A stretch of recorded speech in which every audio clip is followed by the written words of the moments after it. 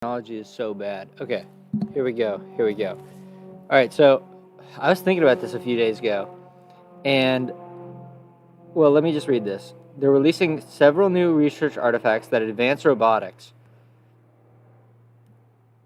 It's basically, okay, touch perception, dexterity, human robot interaction.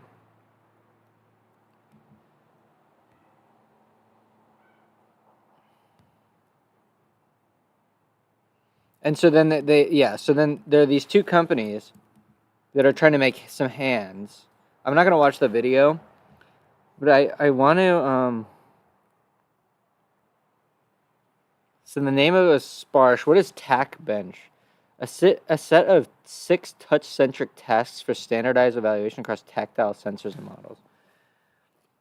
Okay, so let's just look at this. So, okay, so there's 6 different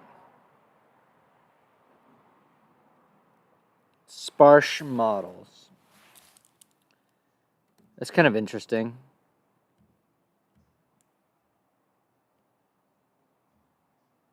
Okay, wait, let me just read the whole thing. So understanding and interacting with the physical world, a crucial capability to accomplish everyday tasks, comes naturally to humans but a struggle for AI. Our FAIR team is working to advance the creation of embodied AI agents with the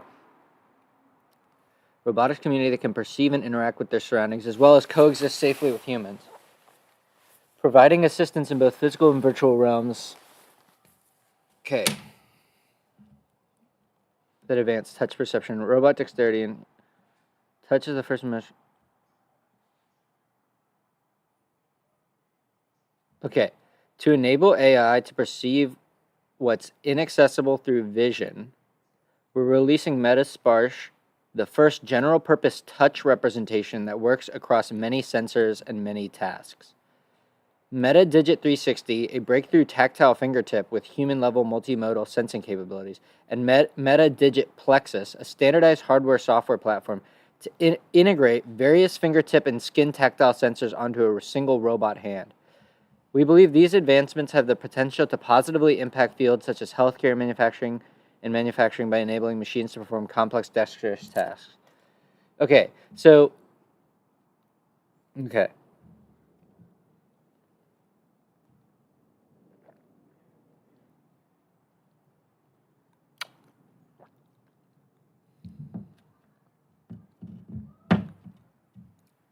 So Gel Site has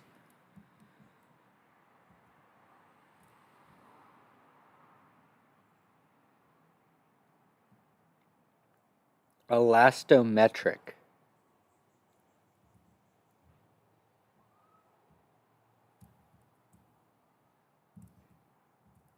Dude, what is going on here?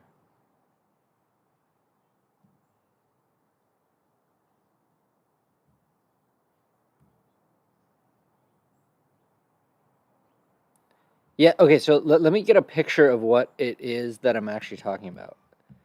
Yeah, so this is the picture. So you can see here that these hands have this really interesting geometry, and I mean, it looks like a silicone cap or something, but presumably there's some sort of deformation measuring or something going on. It could be that there's just a bunch of light and a sensor, a little camera on it. But we need to get into what it is that these research artifacts they speak of actually are and see if we can use them. Okay. Researchers can fill out an interest form to stay updated on this release. For robots to be truly useful, they must go beyond physical tasks and reason about social interact. Ugh, whatever. Okay, here we go. We're releasing Sparsh, the first general-purpose encoder for vision-based tactile sensing. Okay. So it's interesting because they say what you can't do with vision.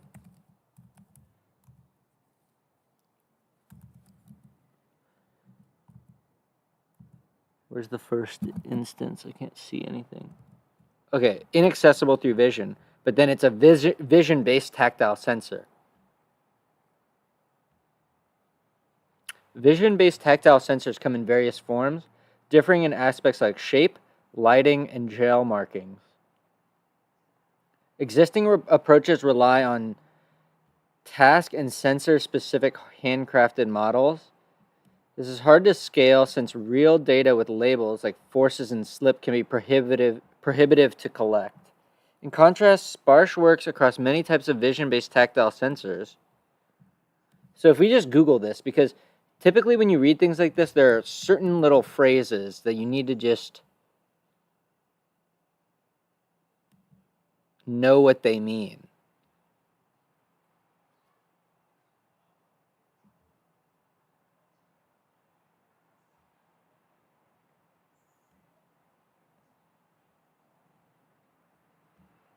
Okay, so we'll come back to that.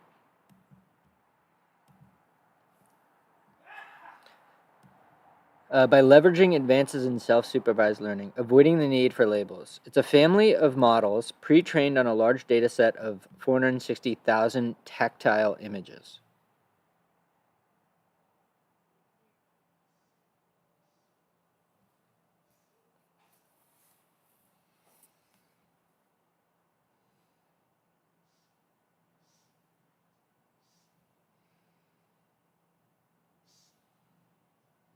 Where's that picture? Wait, why is this a video? What?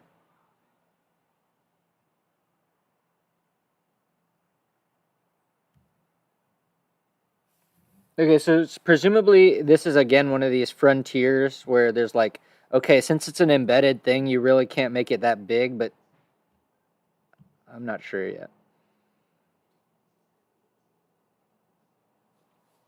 All right. For standardized evaluations across touch models, we introduce a novel benchmark consisting of 6 touch-centric tasks ranging from comprehending tactile properties to enabling physical perception and dexterous planning. We find that Sparsh outperforms task and sensor-specific models.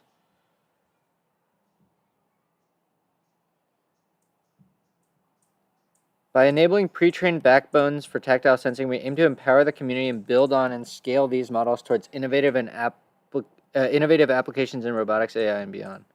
Okay, so yeah, so let's just look at the code in the models and then the paper. Okay, so okay, cool. Dude, there's only 66 stars on this. Nobody cares. That's funny. Because I feel like this is really probably pretty cool stuff.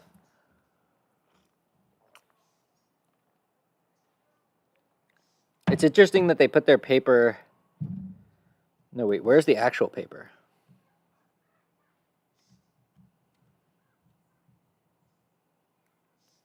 Okay. All right, so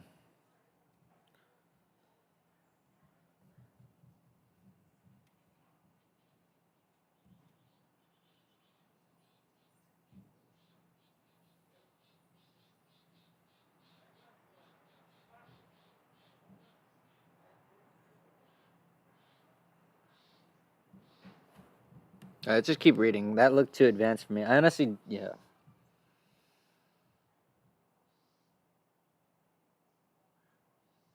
Okay, Meta Digit360, an artificial fingertip with human-level tactile sensing.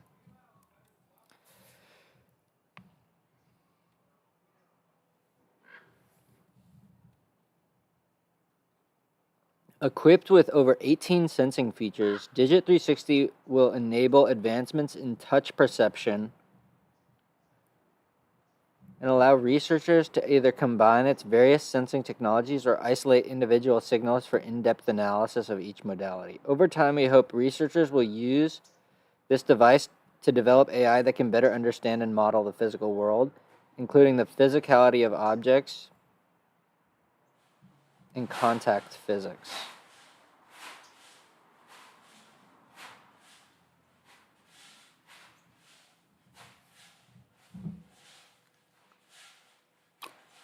What everyone's wondering, how good of a hand job does it give? Digit360 significantly surpasses previous sensors, detecting miniature changes in spatial details and captures forces as small as 1 millinewton.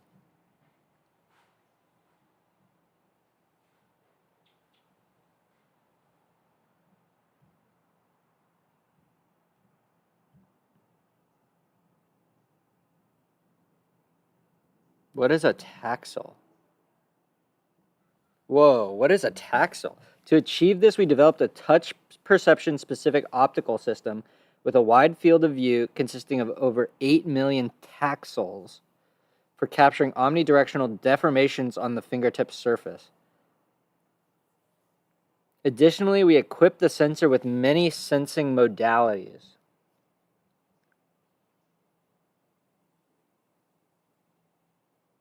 Since each touch interacting with the environment has a unique profile produced by the mechanical, geometrical, and chemical properties of a surface to perceive vibrations, sense.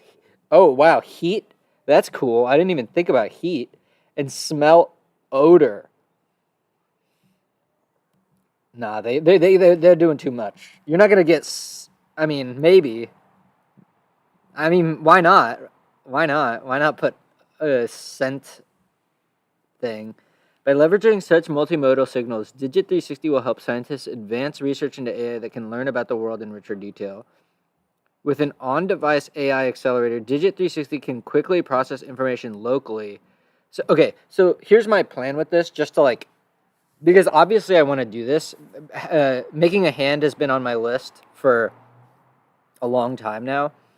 And there are so many robot hands out there. Just the hand, no 6-axis shit, just the hand. I mean, it's mostly a matter of doing a bunch of CAD and then doing a bunch of, servos. You just need a bunch of servos and the, you know, but the problem with that is the great thing about servos is that you have an encoder, right?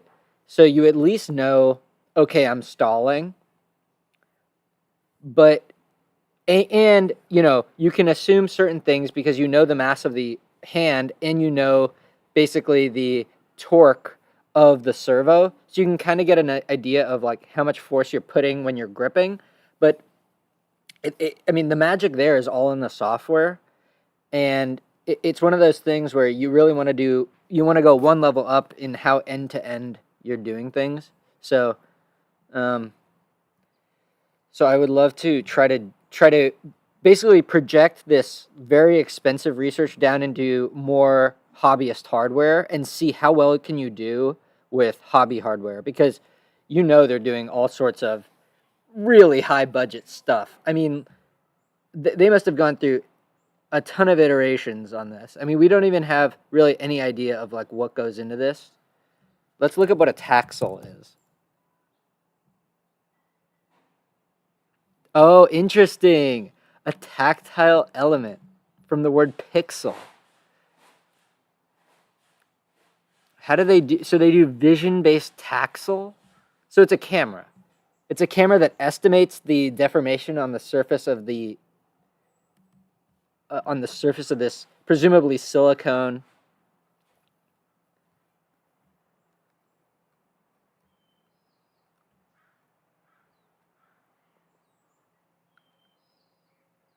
The thing about our fingers that is so awesome and so cool is that let's just get a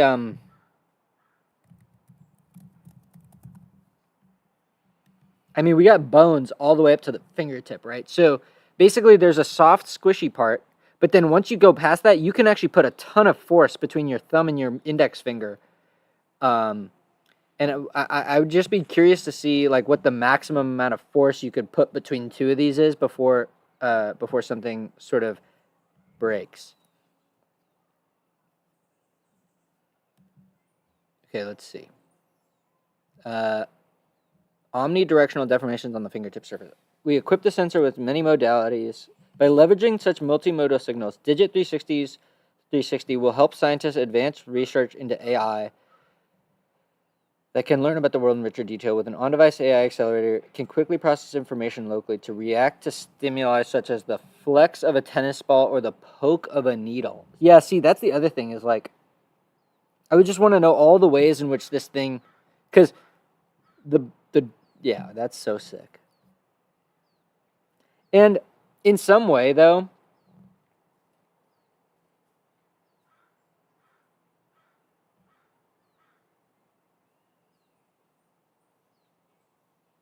and I almost tweeted this. I feel like the best thing to do is, I was reading about these things called Merkel cells. And they're basically and I don't exactly know how they work, but they're mainly, I think that's what people talk about when they talk about like nerve endings, is these Merkel cells. And they basically give that really, really fine feeling. The interesting thing though is, let's because I asked GPT this and I feel like it might be wrong. Density of Merkel cells fingertips. The appearance, density, and distribution of Merkel cells. Just tell me what the data is. In human embryonic and fetal... This is the thing, bro. What? I don't care about babies. Why are they studying babies? Why aren't they studying humans? Dr. Kim.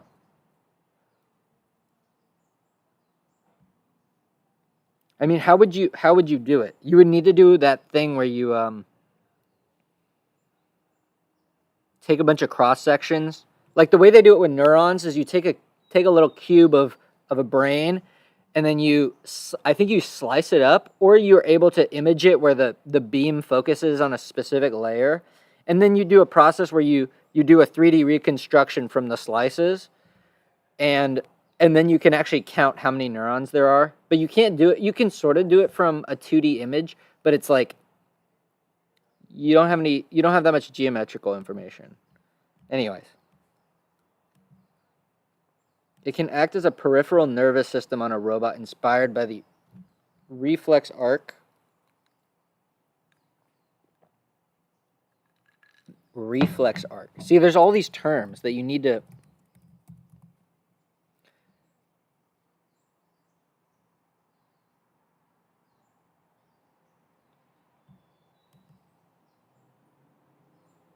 Is this supposed to be the brain?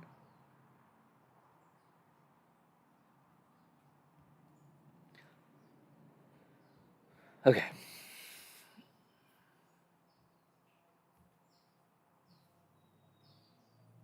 Digitizing touch. I think that this might be a different paper, right?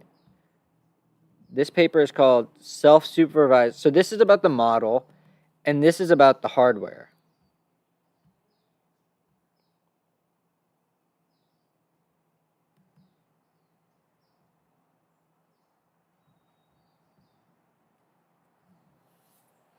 Yeah, I mean, this thing probably costs $50,000 to $100,000 just in bill of materials. I mean, I don't know about that, but there's definitely a lot of custom stuff going on here. Interestingly, you can see though the PCB has a little that looks like USB-C. Why not, right? Why not use USB-C? I wonder what kind of compute there is. So we'll have to read that paper for sure. Okay, and then we kind of want to know about this digit plexus thing, because we don't know how much we'll be able to reverse engineer, so we might have to just build our own hardware. Oh, and I am actually buying a silicone vacuum, so a little vacuum pump and a little chamber, and we're going to start doing some silicone molding things. Not for this. But it just seems like silicone is such a powerful material that I want to have some way of working with it. I want to build fun light fixtures. What I really want to do is I want to build a floating light bulb.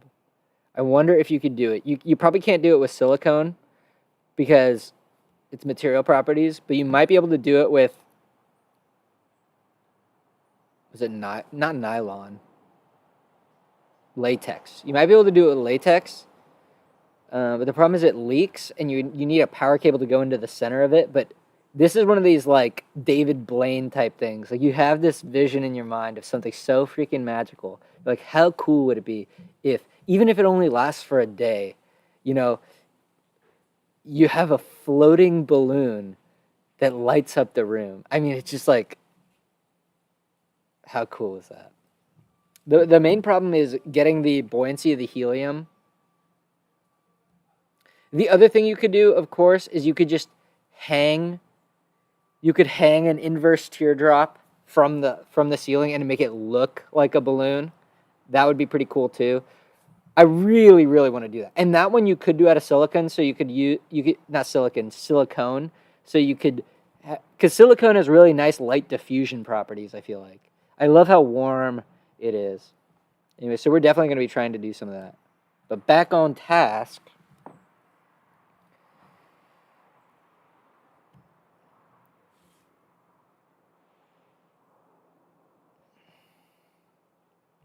This new tactile specific optical lens can see the imprints all around the artificial fingertip, capturing more sensitive details about the surface touching the object. For virtual worlds, all right. I really don't care too much about this VR nonsense, but I do care about the... Oh, yes. Look at that, dude. How fucking cool is that?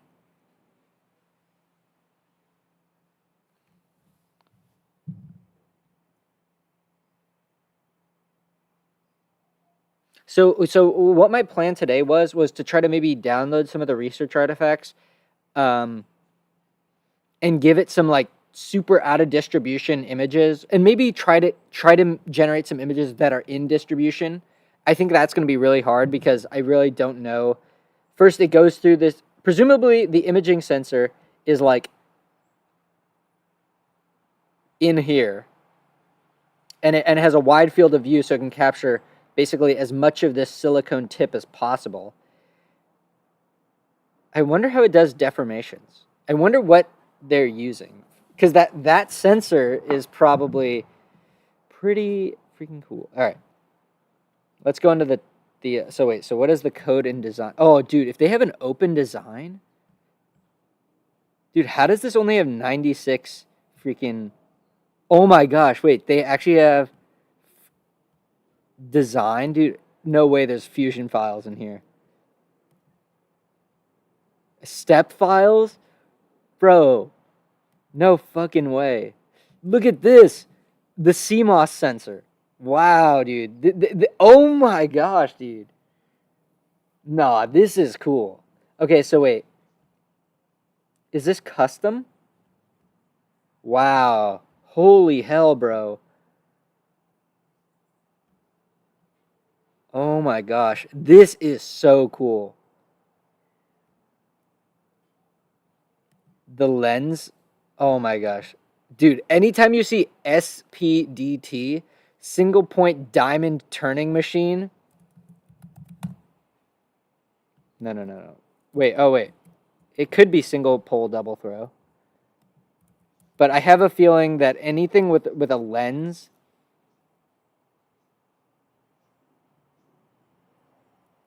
is cut from a diamond turning machine. Single point diamond turning. This is how, dude, anything. There is no online ordering of single point diamond turning. You know, there is no send cut send for single point diamond turning. I'm almost positive. A man can dream.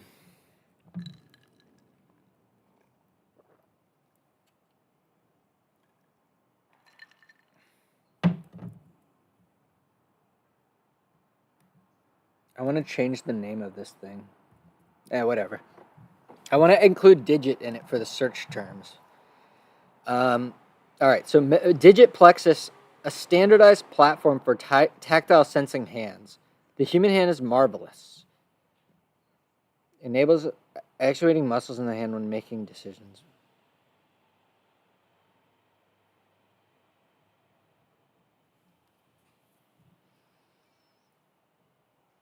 Digit Plexus provides a hardware-software solution to integrate tactile sensors on a single robot hand.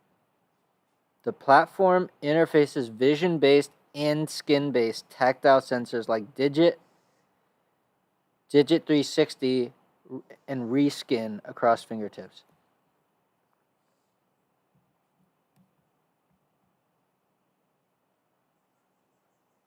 Fingertips, fingers, and palm into control boards to encode all data to a host computer. The software integration and hardware components of the platform allows for seamless data collection, control, and analysis over a single cable.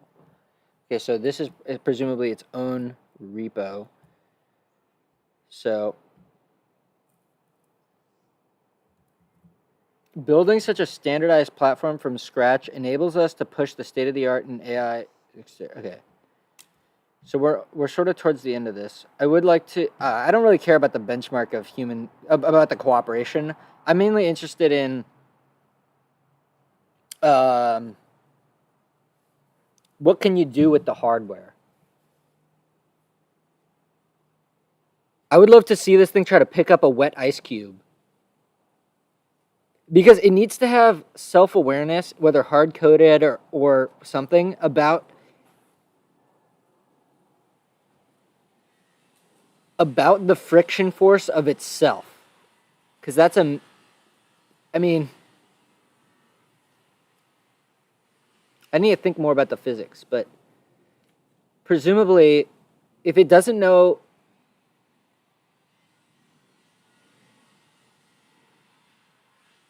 I would love to dip it in honey. I would love to know if it could feel itself being sticky. Because presumably when you're out and having this thing do real things, you're going to run into the scenario where its hands get dirty, and that changes the properties of how it can hold things, but also probably degrades the encoder's information. And I don't know any of the AI stuff. That's not really like something I've been meaning to really do is like a from scratch LLM type thing. Just follow Andre Karpathy's little lecture series, but like I don't know, man. I'd rather work on the hardware, to be honest. But yeah, I would love to see it get dirty, because if you look at some of these samples, they're all clean. They really don't impart all that much onto the thing. But so where's our next step? I think our next step is we're going to read the Digit360 paper. The models are interesting, but I feel like we could get to those afterwards. I want to have a better sense of this hardware, because this seems like an incredible feat of engineering. Like, really, super cool. All right, I'm going to go take a piss.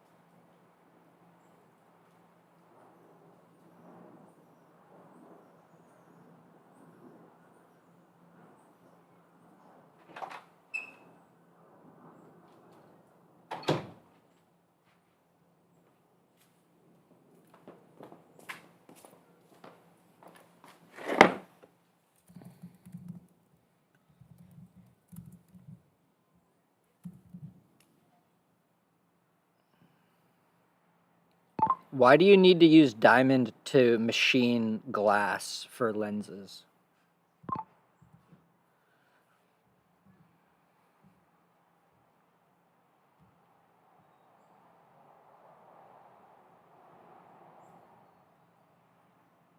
Glass is harder than steel?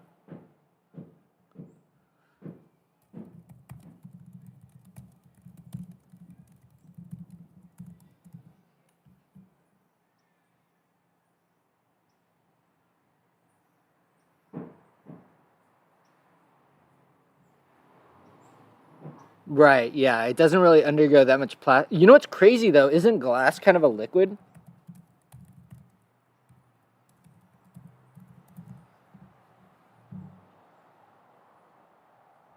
Here's the truth. Here's the truth.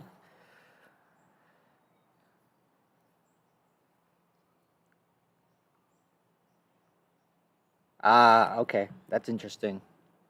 All right, so let's read on this paper. I want to read that paper.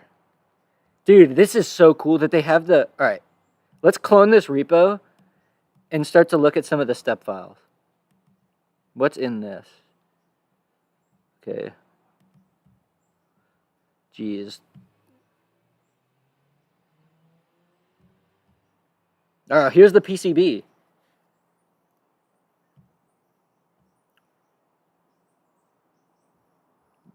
Wait.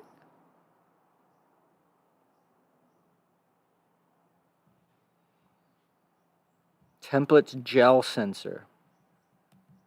Let's look at the fingertip.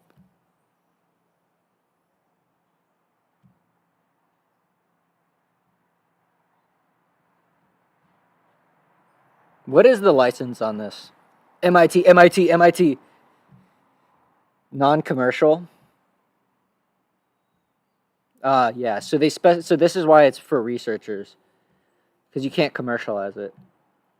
But this is the gray area, right? If I profit off the YouTube videos of me making it, then in a sense it is actually a commercial thing. Do you think Zuck would come after me? Not that anyone watches, so we're good for now.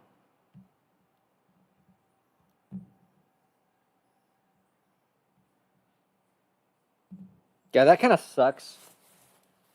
If it was MIT licensed, we could literally just start manufacturing this thing.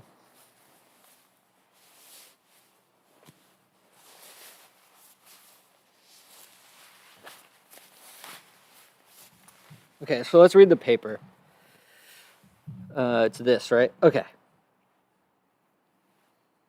So the paper is digitizing touch with an artificial multimodal fingertip.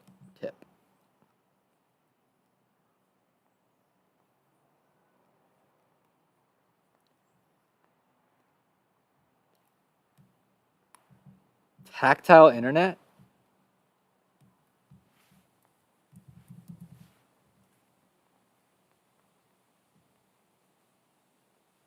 Where is this? That's interesting. I've never heard of this.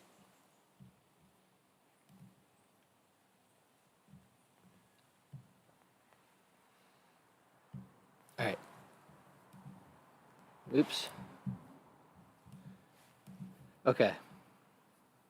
Touch is a crucial sensing modality that provides rich information about object properties and interactions with the physical environment. Humans and robots both benefit from using touch to perceive and interact with the surrounding environment.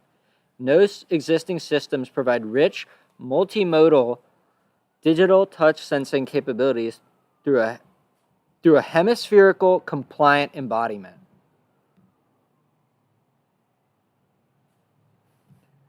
Here we describe several conceptual and technological innovations to improve the digitization of touch.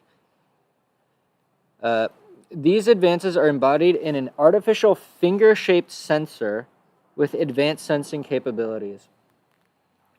Significantly, this fingertip contains high-resolution sensors, 8.3 million taxels, that respond to omnidirectional touch, capture multimodal signals, and use on-device AI to process the data in real time. Evaluations show that the artificial fingertip can resolve spatial features as small as 7 micrometers, sense normal and shear forces with a resolution of 1 millinewton. Okay, so this is some physics that we need to learn about, because I honestly I'm not really a mechanical engineer. And perceive vibrations up to 10 kilohertz, sense heat, and even sense odor.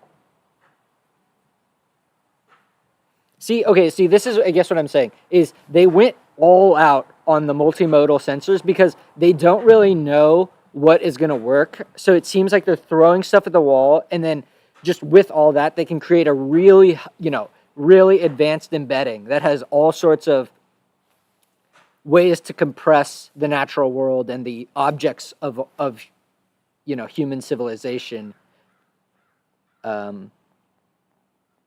This is not a bad idea, right? Because if you can sense the smell of it, likely you will have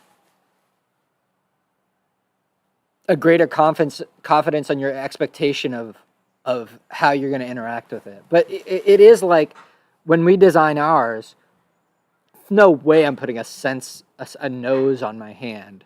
It's just going to cost too much.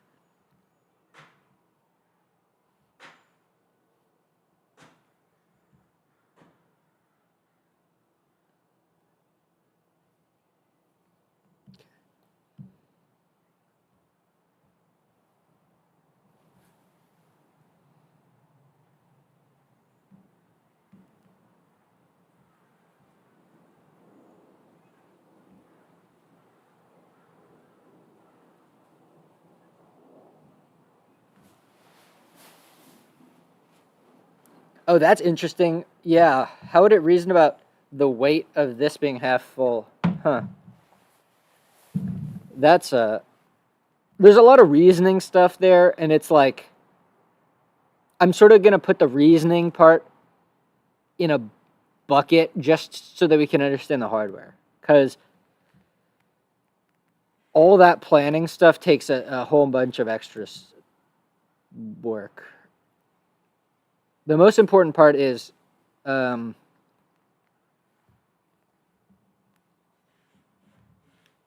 it's just getting a sense of putting ourselves in the mind of the finger and trying to figure out what it can feel.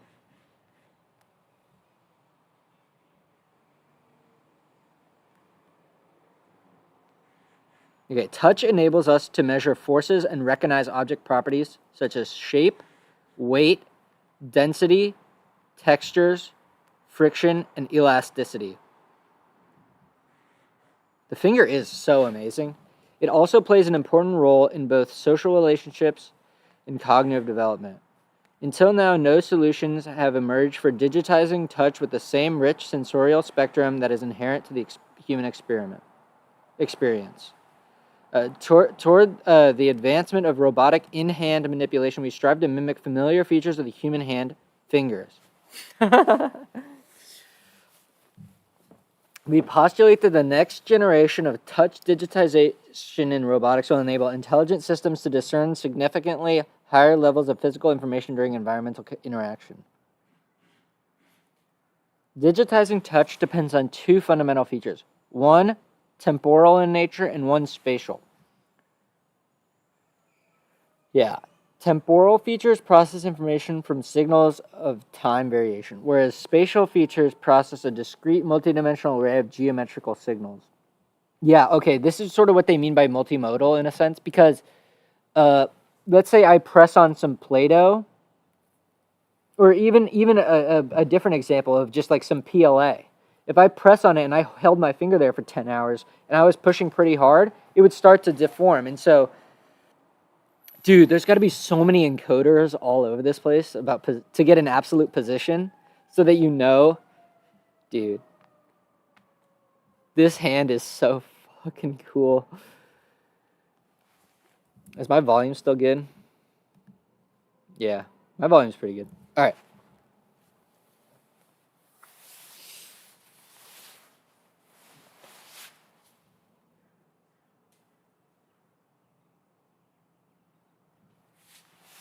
We combine these methods within a unified platform to significantly improve the capabilities of touch digitization. A modular finger-shaped multimodal tactile sensor with on-device AI capabilities and superhuman performance. Previous efforts in the field involve subsets of sensing modalities optimized for cost. So this guy Lamberta,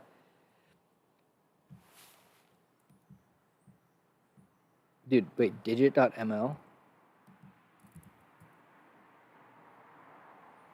Dude, Digit360 is so fucking cool, bro. Oh my god.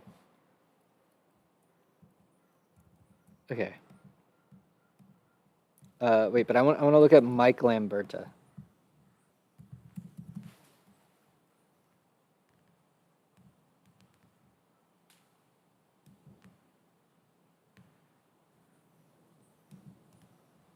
He's at a particle. That's probably Slack.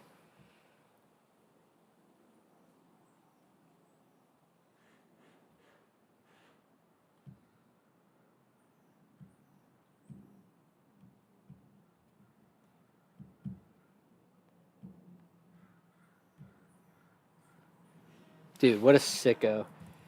So we should look at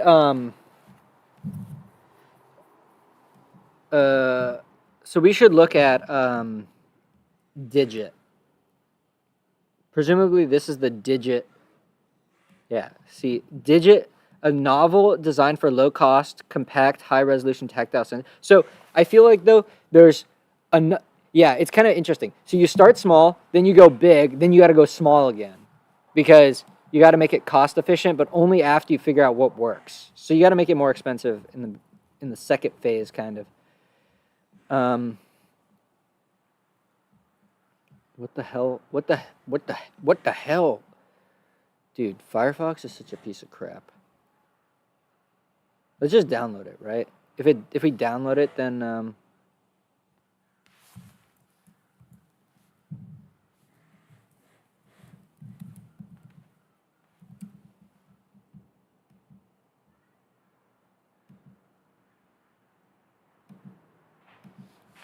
right now it won't.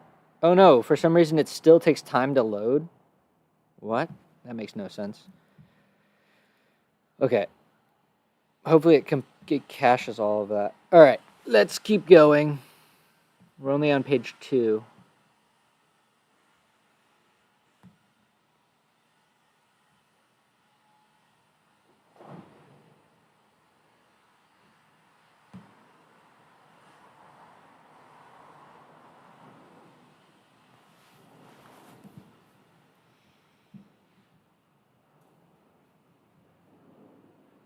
The primary sensing modality of vision-based tactile sensors captures the geometry of the object being touched. From that geometric data, it is possible to reconstruct normal and shear forces. However, that particular modality falls short of the rich, multimodal nature of human skin, which uses many different types of receptors, such as mechano... Oh, interesting. All right, okay.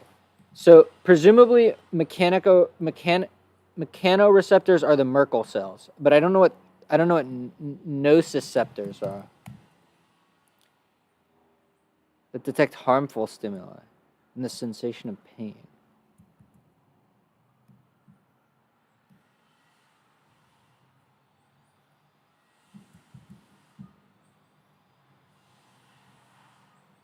Where's my chat GPT?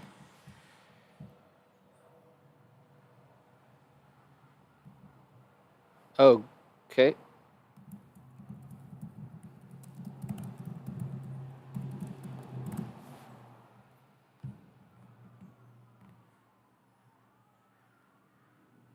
Okay, so the mechanoreceptors are the Merkel cells.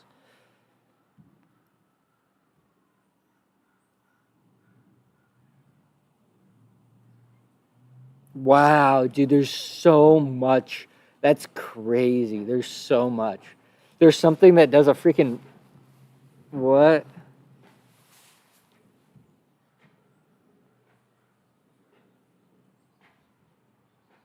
Proteins, bro.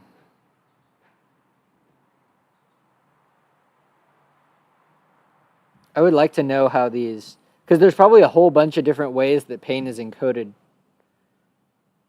I mean, we're talking about pain. It's like one of the most fundamental sensations. All right.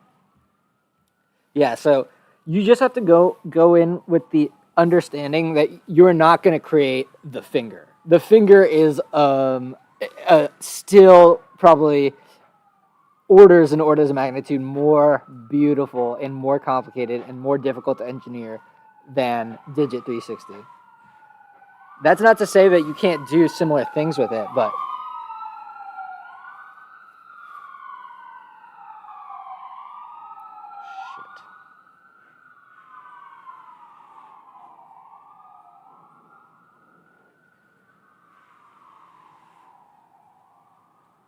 God damn. Okay. Okay, we develop and introduce a high-end modular research platform for investigating touch and digitization through novel approaches.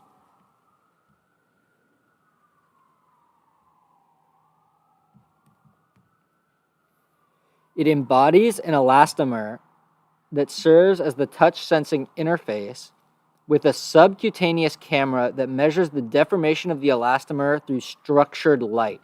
All right, so this is like the key sentence. This is how it works.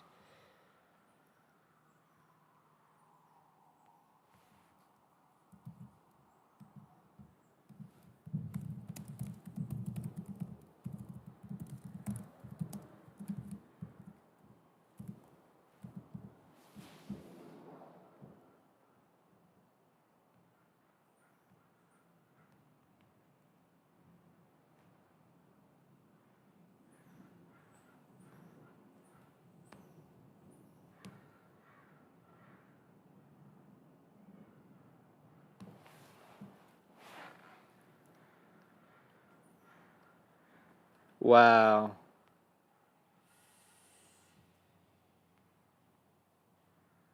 Yeah, I want to take one apart. Do they have a little picture of like, here we go. Here's the stack up. Oh my God, Firefox, stop loading. Okay, so it's made of silicone, so we can definitely make one of those ourselves. I don't actually know what all this is. Static pressure, dynamic pressure. What is the yellow? Let's see, what does it say? Okay, let me, wait, hold on. I'm on the wrong thing. Presumably this one is, dude, Firefox is such a piece of shit. Okay, this is what we're doing. We're closing all tabs to the right. Okay, let's see. If I zoom in on this image, does it load for 10 seconds? And then I go, okay. God, what an awful format. Okay. So what diagram is this? This is D.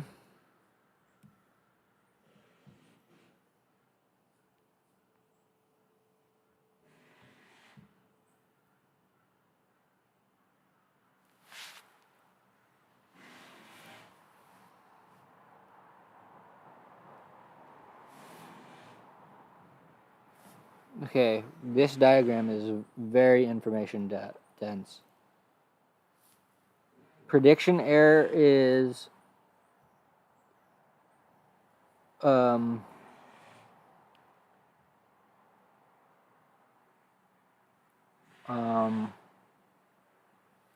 don't quite understand this. The error grows the smaller it is, basically.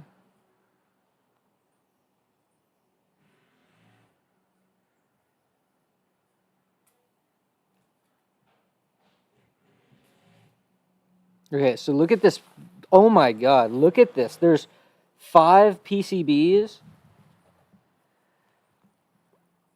Okay, so there's lights, and then there's a hole in this PCB, so that it gets lensed, and then they have this CMOS sensor here that goes to some processor. There's a fan on the finger. That is crazy. There's a fan on the finger. And then the USB-C port. This is literally such an incredible piece of engineering. Presumably we could, at the very least, try to figure out what the bill of materials is for a single finger. I don't think anyone could assemble it for me, though. I think I'd have to assemble it for sure.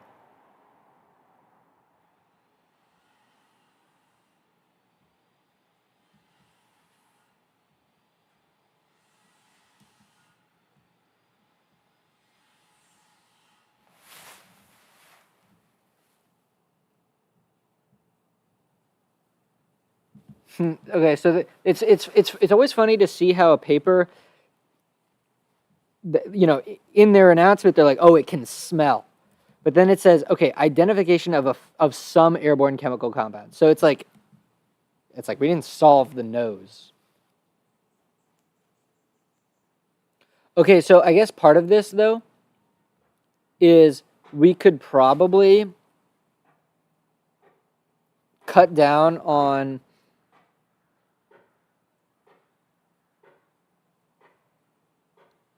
everything but these two PCBs. I wonder if we go to the other paper, if we could see that stack up and see that there's less PCBs on it. But yeah, if we could just use these two, and then I guess three because the USB-C port, so we get rid of basically all of the processing. It would increase latency, but I would be curious by how much. But the idea is, again, we're going to try to make it so that anyone could build this, because not everyone could build this. And we're going to actually see, because, well, there's a lot of ways to go with this, and there's a lot to do.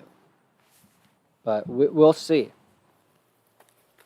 All right, with that, I think that's a lot to think about. I'm going to go make some breakfast, and then we're going to keep reading this paper. I really want to read this whole thing. I mean, this is a incredible piece of engineering, bro. It's so small. The form factor is so crazy, and they release so much of the information. I mean, all the PCBs have their design, at least schematics. They don't. I don't think they gave you the actual Altium or KiCad, but it's pretty fucking awesome.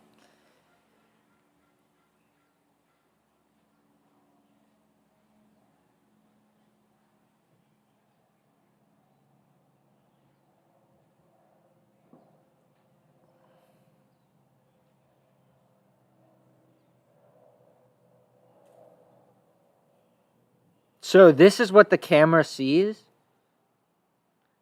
and you encode that. It's interesting that they didn't call it pixels, even though it's probably a standard CMOS sensor. I would be curious what would happen if you put just a normal camera in there. Just like an off-the-shelf Raspberry Pi camera.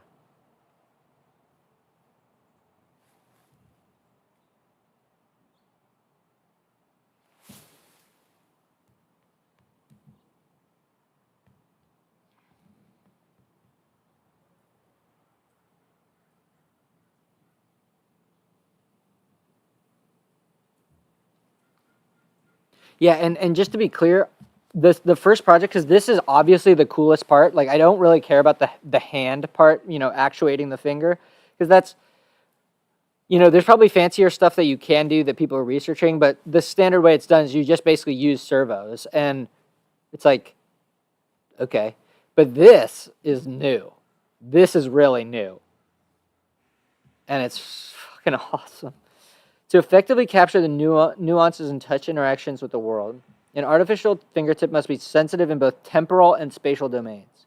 These domains are obtained as modal signals encompassed within the artificial fingertip through visual, audio, vibration, pressure, heat, and gas sensing.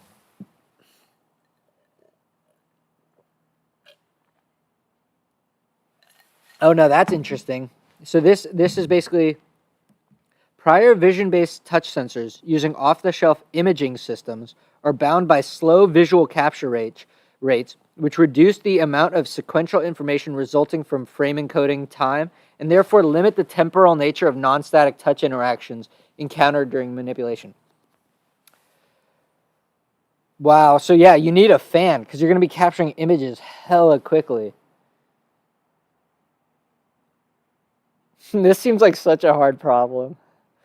Increasing the temporal frequency of the visual system would not benefit without an increase in spatial resolution for dynamic movements. We encompass the touch digitization system into the form of an artificial fingertip with a similar geometry to a human finger. The surface of the fingertip encodes touch information from depressions in a reflective layer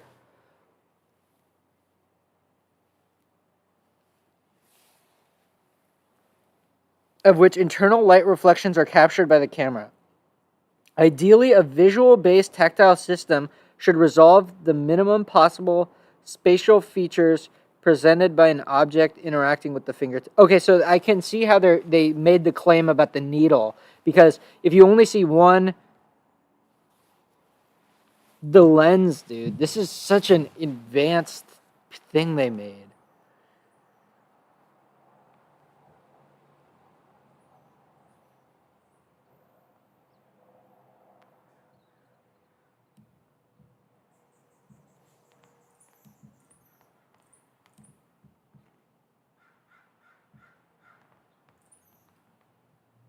And the thing is, once I build this, I could probably reach out to that Lamberto, and he'd be like, dude, that's fucking sick. You built a cheap one? Let's go.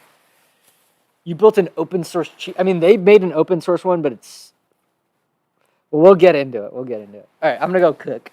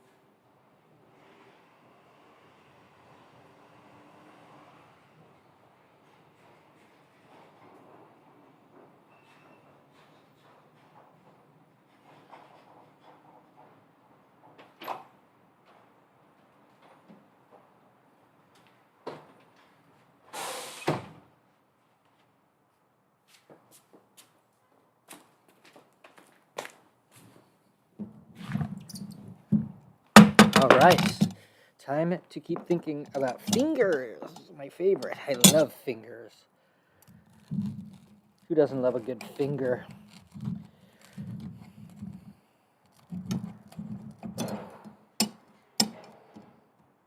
My first question would be no.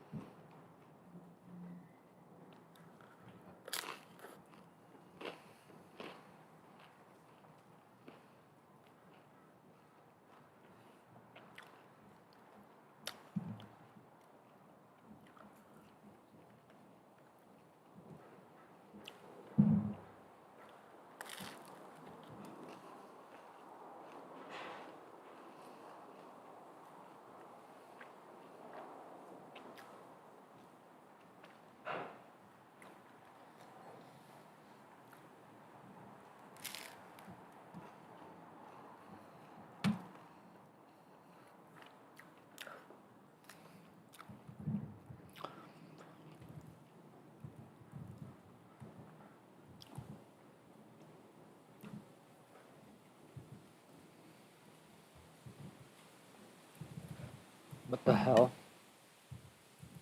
What the hell, dude?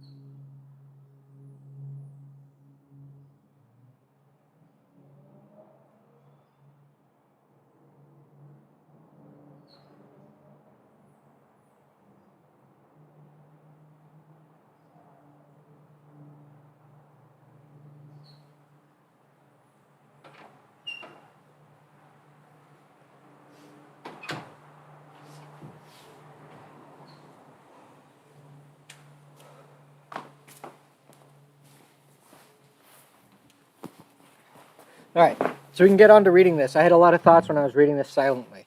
Okay, so let's first talk about the elastomer interface. So what we're... Okay.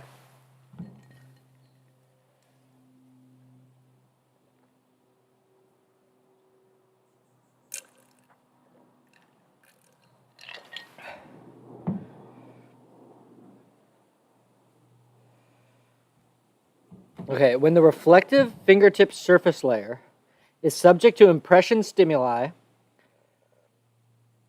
the surface layer material properties directly relate to the spatial resolving capabilities. A design of experiment technique is developed to identify so already I don't even know how to do that. That is some real science shit. A design of experiment technique is developed to identify these 6 material parameters that affect sensor sensitivity to input stimuli. R gel, the gel fingertip radius. So if we look at this, it's hemispherical, but it's actually like a stadium shape. God, I'm so sick of this. How long does it take to load some text? TC is surface reflective coating layer thickness. TG is surface layer thickness. I'm guessing that this means... I don't know what this means, because this could either mean the gel thickness, but I don't know what else it could mean. H is height. EC is the the coatings Young modulus, and EG is the fingertip volume Young's modulus. Let's just pipe this into GPT.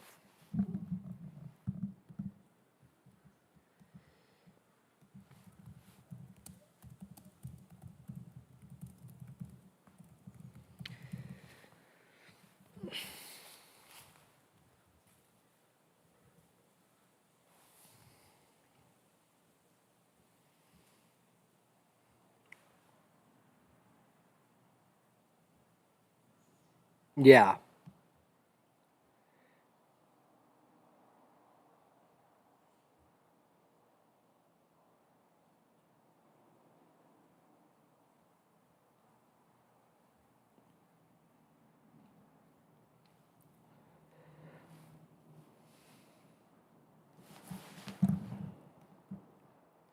Experiment design is a whole thing.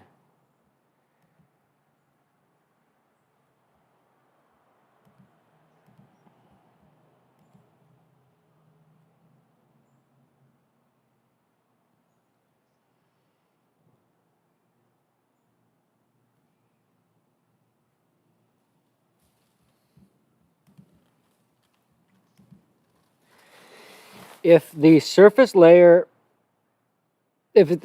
reflective coating layer thickness and the surface layer thickness are too thick or exhibit low compliance, a low pass filter effect is evident on discrete object edges. Yeah, you can think about this because okay, let's say that I take a silicone sheet, a plane of silicone, and I poke it.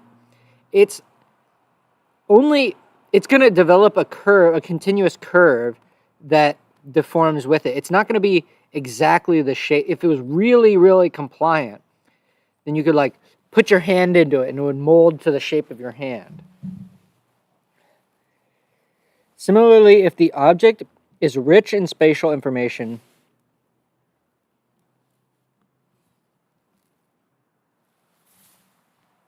and fractal dimension, the fingertip surface will resolve fewer features due to local gradients from material compliance. I think that's exactly what I was just talking about. We avoid specifying any constraints on the coating thickness layer to best capture small input stimuli while maintaining a suitable parameter range for the general size of the fingertip. Depositing and applying this layer onto the fingertip surface could involve manual hand painting, airbrushing, or dip coating techniques. However, while these techniques produce a touch image, they are far from optimal and result in a large coating thickness and inconsistent yield from manufacturing variants.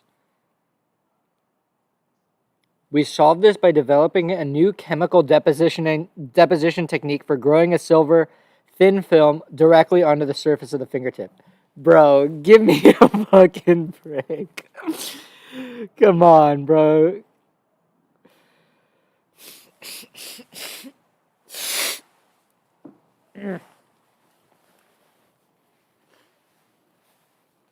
This technique produces coating thicknesses far smaller than previous methods and thus achieves better sensitivity. That sucks, man. I want to know more about that so badly. Okay, the optical system, also an insane piece of engineering. Common vision-based sensors capture input stimuli at a planar surface, use multiple cameras that are difficult to integrate and process together, or default to common off-the-shelf cameras optimized for human-centered imaging, which results in downgraded optical performance in touch. We refrain from the use of standard image sensor features such as automatic exposure control, automatic white balance, and automatic focus, which are designed for responding to changes in the natural environment as our fingertip chamber. This is a weird sentence, but they refrain for it because our fingertip chamber is in an enclosed and controlled environment. This is sort of obvious, but it's probably good that they stated it. We find that a new approach is required to optimize the capture of hemispherical surface to optimize the capture of the hemispherical surface when modeling an isotropic representation of similar dimensions to a human fingertip. I don't know why the word isotropic is in there.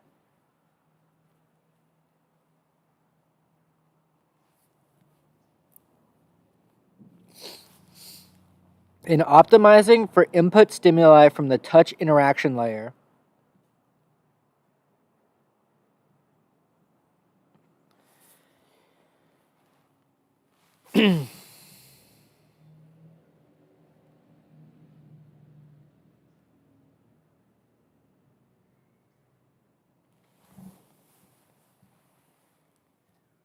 we stipulate that our imaging system should not limit the performance within the finite element method simulation of the material properties. This sentence I don't know at all. Let's highlight this because this doesn't mean anything to me.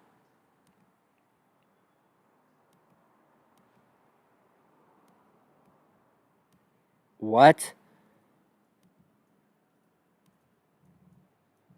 There we go.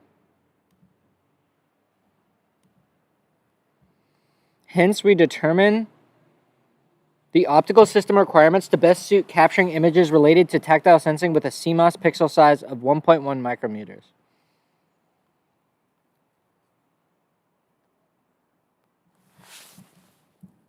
Did Wolfram Alpha ever load?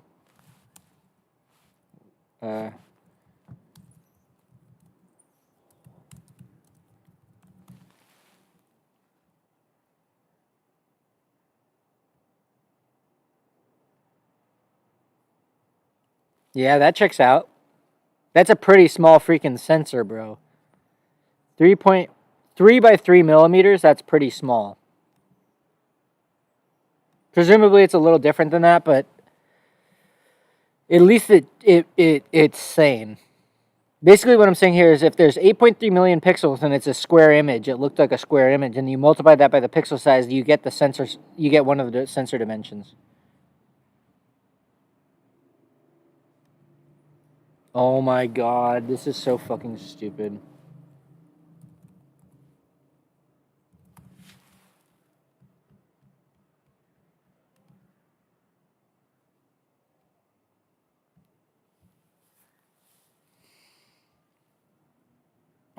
Parameters were chosen for converging spot size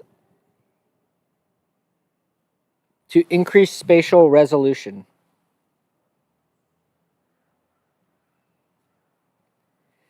Intentionally allowing chromatic aberration, introducing shallow depth of field to allow for defocus proportional to object indentation depth,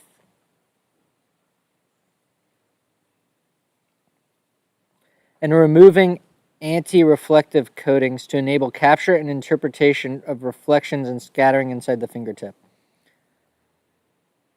However, such parameters require a non-standard lens. Therefore, we developed a custom solid immersion. So this is all related to the manufacturing of lenses that I don't know anything about. We developed a custom solid immersion hyperfisheye lens to tackle the unique environment of visual tactile sensing rather than an off-the-shelf lens catering to general-purpose imaging, thus enabling full control over lens geometry and optical parameters.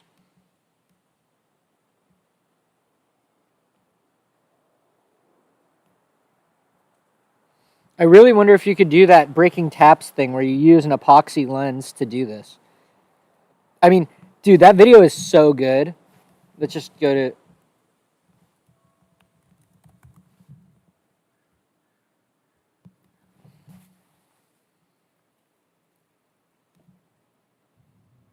Hey everyone, today we're making lenses out of epoxy. Fuck this guy, bro. He's too good at making shit, man.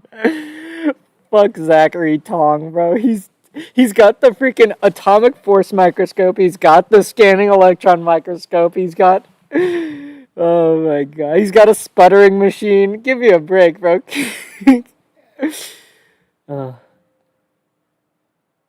Injection molded lenses. I actually haven't watched either of these videos. Acrylic lenses. So he machined it. I could machine it as well.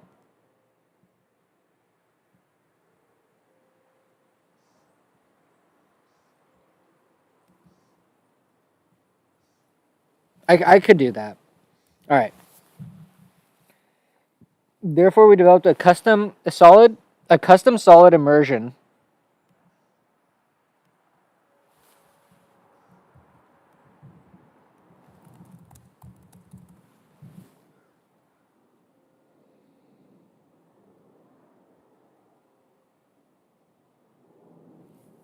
Okay.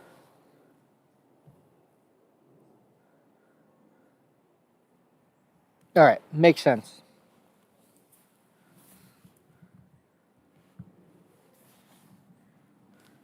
All right, here we go. This is the part that I was really curious about, actually, is the...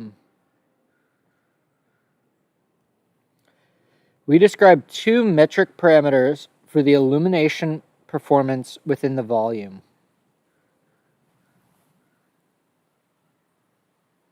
Background uniformity, which measures how evenly the light is distributed, and image to background uniformity contrast, which measures how well impressions on the fingertip surface stand out compared to the background. A common approach is the embodiment of an internal structure, which serves as hemispherical light pipe.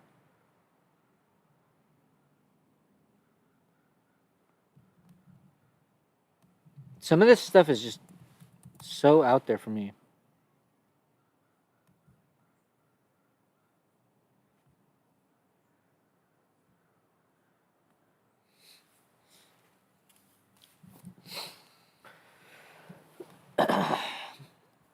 And provides fingertip rigidity.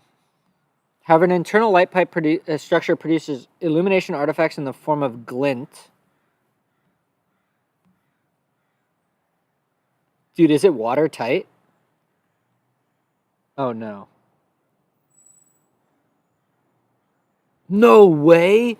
This is crazy. We demonstrate the ability to determine the volume of water in an opaque container by tapping with one finger and recording the response on the fingers in contact with the container. Dude, what the hell? That's insane.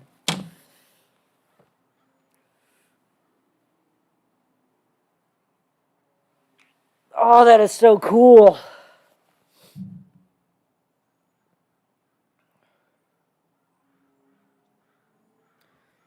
We further show how this modality is deconstructed into peak frequency analysis independent of finger position, whereas decay time depends on finger placement. Spectrogram. Okay. The fact that you can do that is insane, but I kind of want to keep reading about the hardware.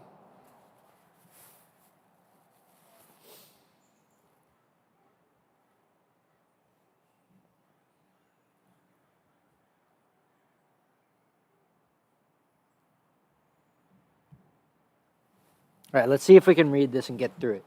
Prior approaches use a textured surface to reduce these artifacts using Lambertian scattering of incident light rays. We model the reflective layer surface properties with controlled degrees of scattering from polished to Lambertian, where the entire hemispherical surface acts as an integrating sphere to show that a Lambertian scattering surface is not the optimal approach to achieve high performance. This motivates us to use a rigid solid volume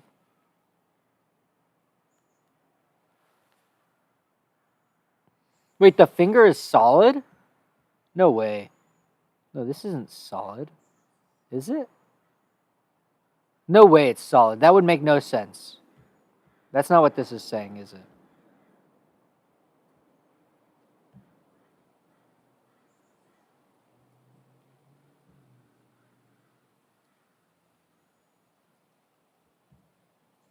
Dude, Firefox is so bad. Okay.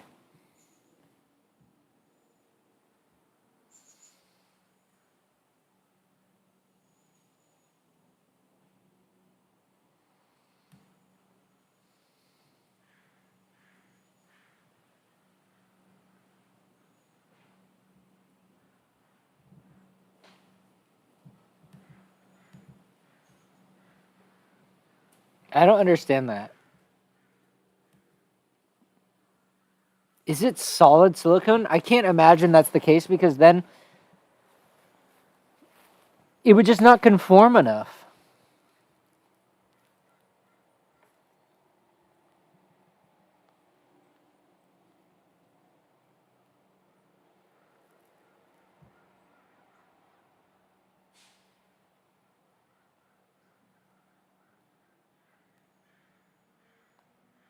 Dude, they made it cook an egg. Give me a break, bro.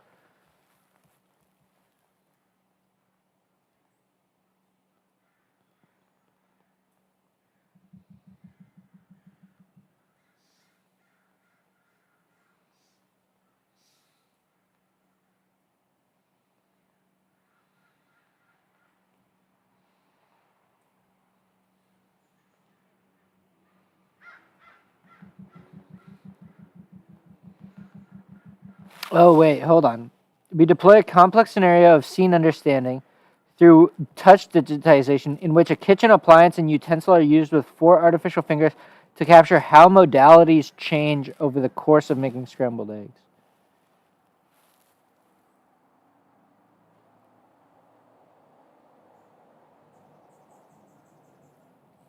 I don't know what the y-axis here is at all.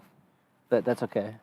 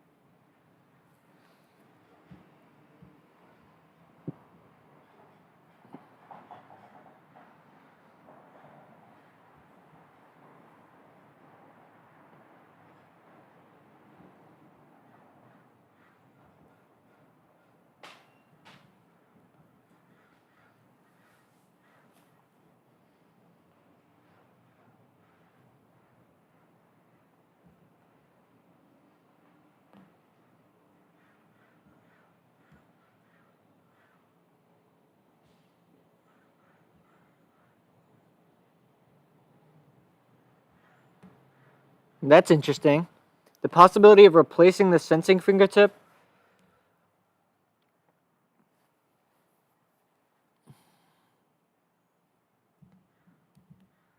It's not a bad idea. Here we go. I was curious about this. A 3D finite element method model using COMS. Wow, they used COMSOL. I've never used COMSOL, but I remember looking into it.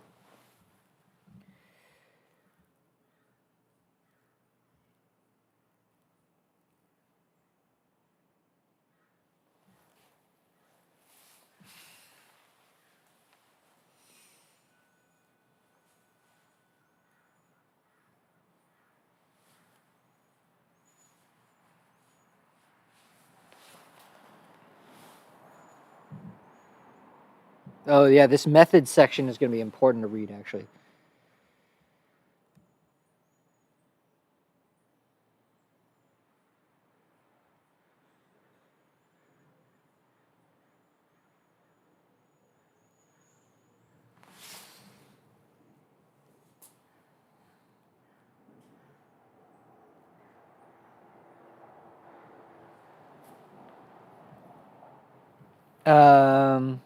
Based on simulation to achieve optimal spatial and force resolution, we were able to introduce a novel process for the design and manufacturing of the sensing fingertip.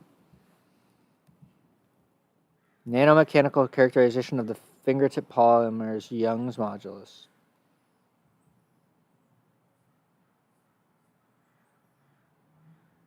Let's just see how much one of these costs. Let's just see. I'm sure I can afford it. This is going to be one of these fake things where they don't actually sell it. They say request more information. They don't even say how much it costs. That's how you know it's a fake fucking.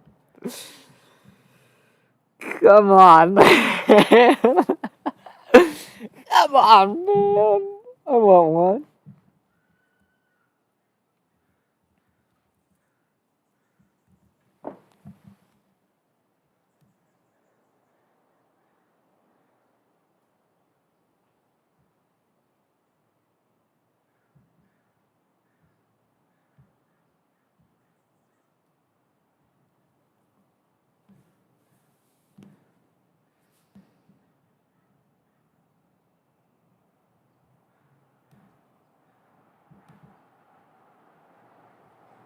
Yeah, look at that. See, there you go.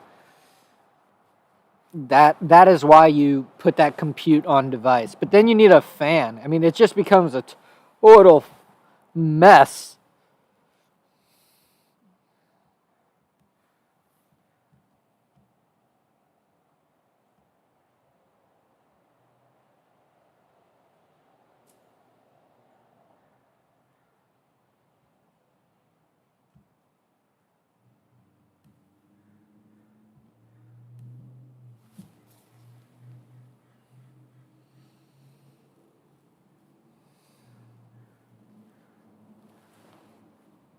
You know, I had an interesting thought. Oh, it's starting to rain a little bit. Might have to end this stream real quick. We're just running inside. An interesting thought. I was watching.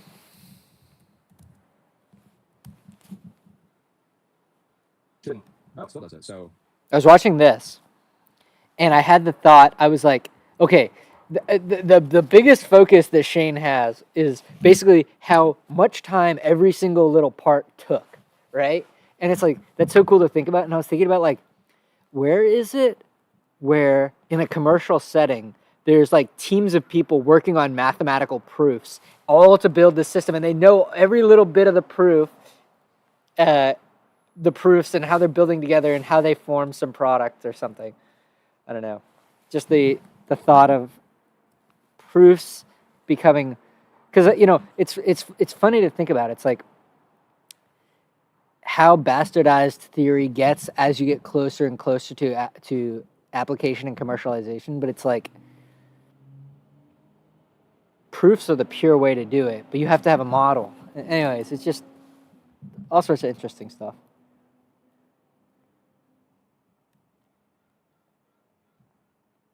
Okay, so if we're to just say, what do I need to do to build one of these?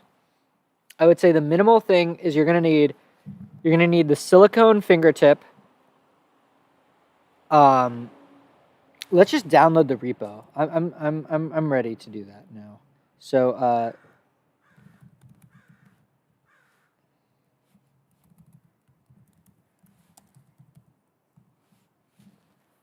and we can just start to see what's up.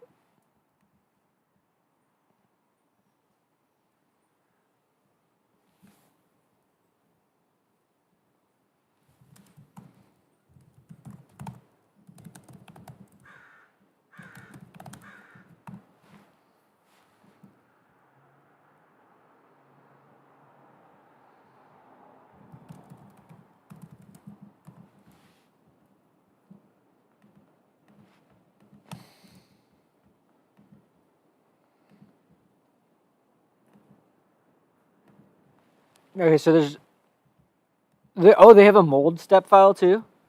See the contributing? They have a contributing. We want to make contributing to this project as easy and transparent as possible. We actively welcome your pull requests. Fork the repo. If you change APIs up to... Okay, so it's like a pretty...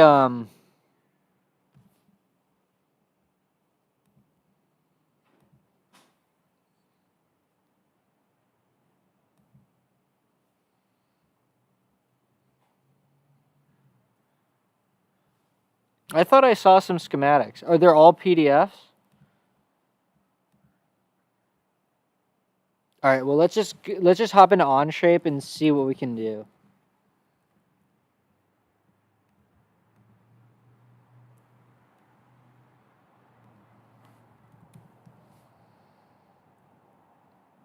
All right, so we're just going to import some of these step files.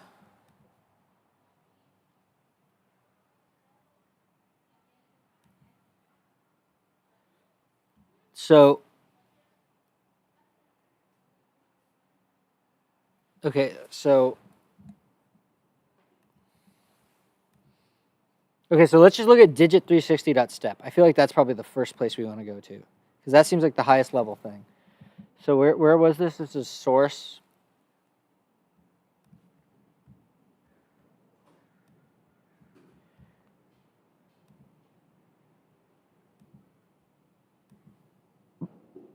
What?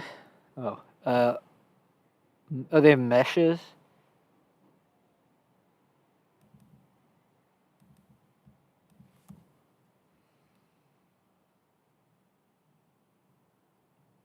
Okay, let's do this. 93 megabyte step file? Holy cow. That's no joke, man.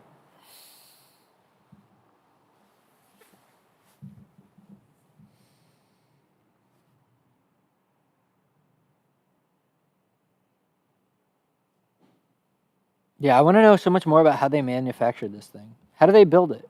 They don't actually say really much about the manufacturing of it.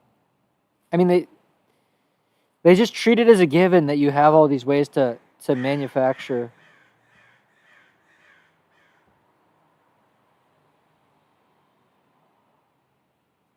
Oh, wait, I guess there's more to the methods section. No, this is evaluation. Where's the methods? Oh my god.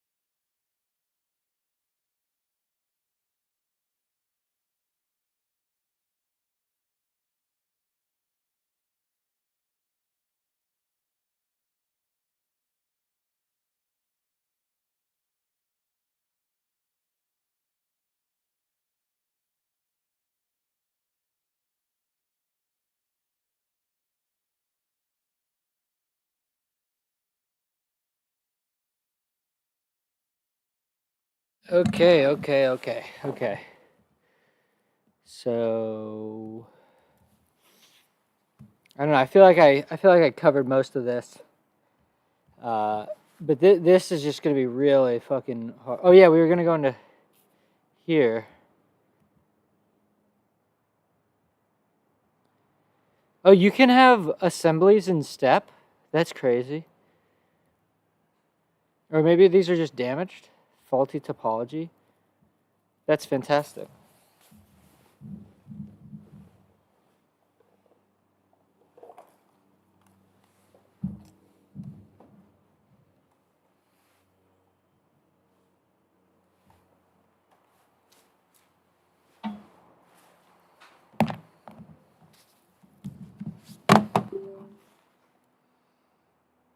Okay, so this is the whole thing, right? Alright, so this is the CAD of the...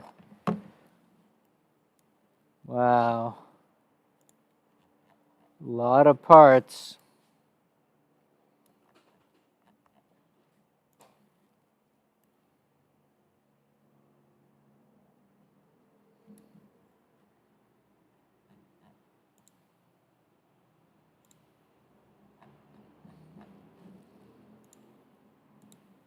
Alright, so this seems like the whole thing, right? This is the finger.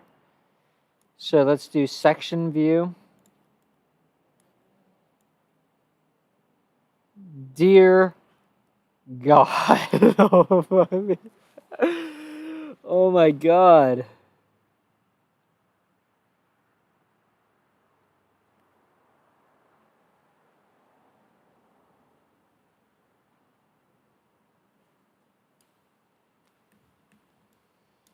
So this does look solid, right? Is this an LED? How do I even... Oh, D5. This is probably an LED. Wow, within it, look how many parts there are within one part. That's crazy, town.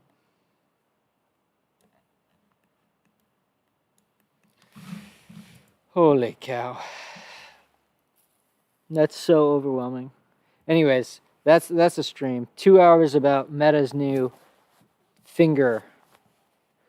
Yo, did you hear? Meta just dropped a new finger, bro.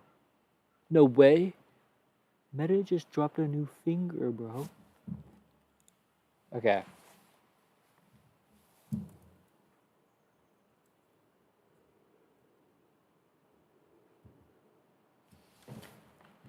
Is there anything else to read in here?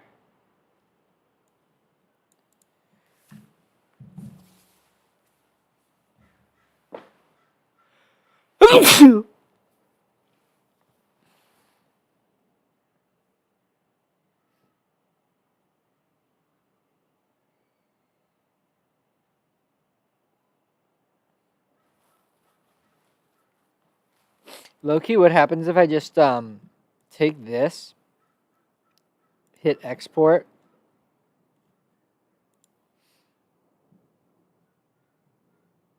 even with all the bad geometry? Let's just see what happens.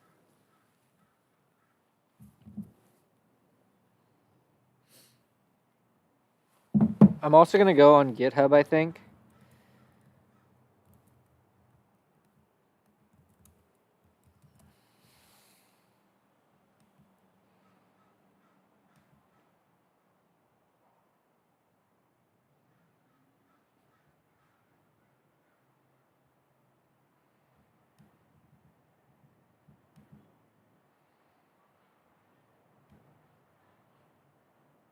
No way. This is the man. This is the man himself, Alpha Beta Phi.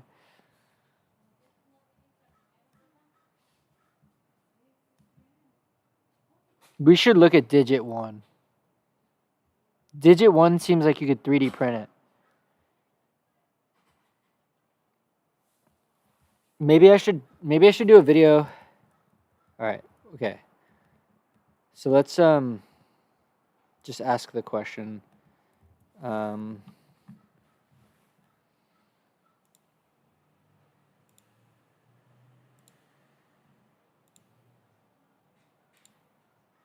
we look at the lens? I want to just look at some of the lens step files. The SPDT or whatever. Let's just look at that.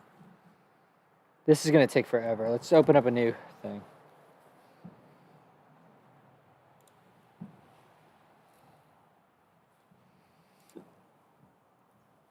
Maybe the lens is already in there, but I do want to look at the lens assembly.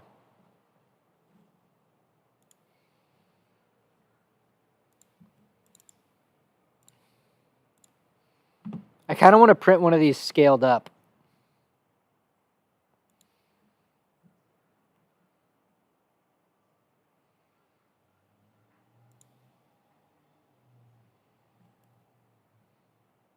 That's the lens? That is a... Dude, the radius on that is going to be crazy. No, but that's not the radius that I mean, right? Is it? Oh, I guess it is the radius that I mean. Yeah, that's a huge radius because if you take the... Oh, yeah, so the ratio of the lens...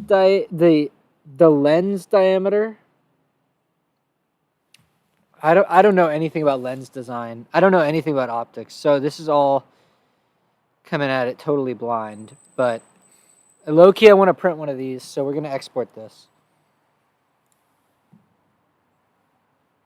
I just want one, bro.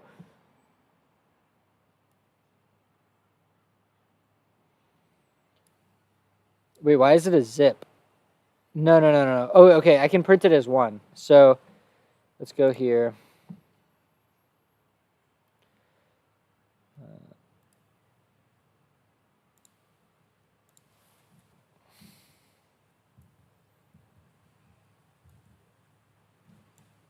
I want to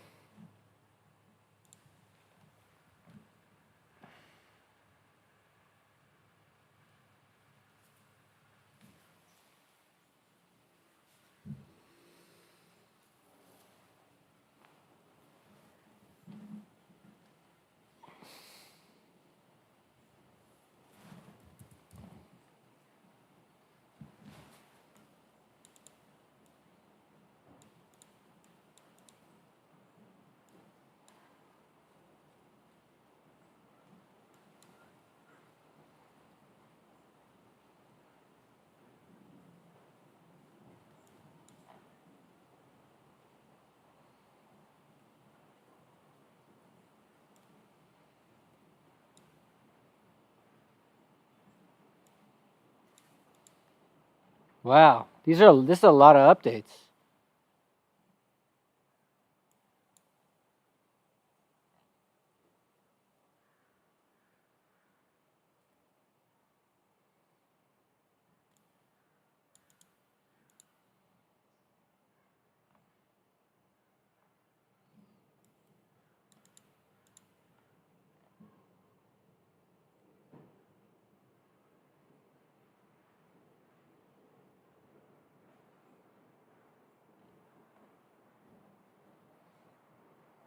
Dude, this is a huge update. We'll do it later.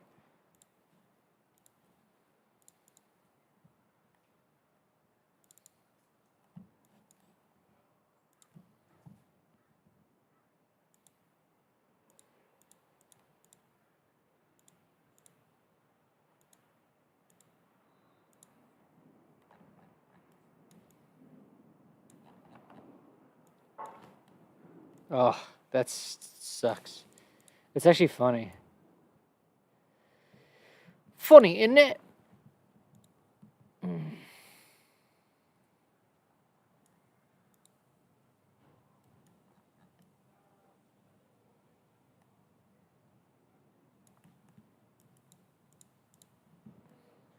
Presumably, let's see, what else is in here?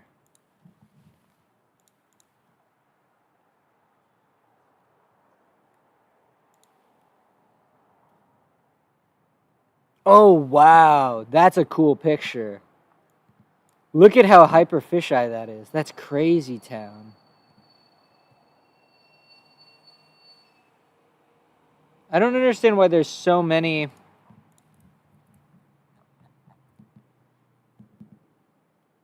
Why are these lines not parallel or whatever? Because this looks like collimated light, right? I don't know.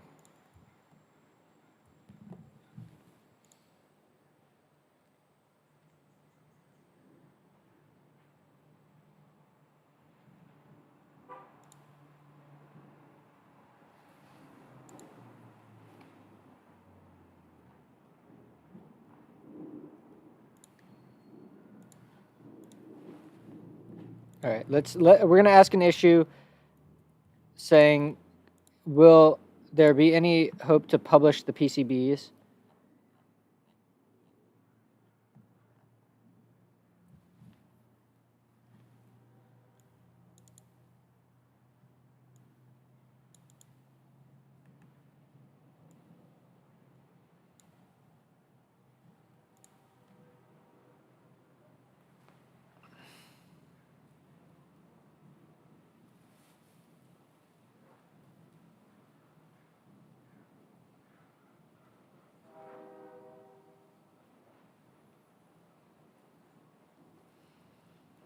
Oh yeah, that's actually a pretty good idea.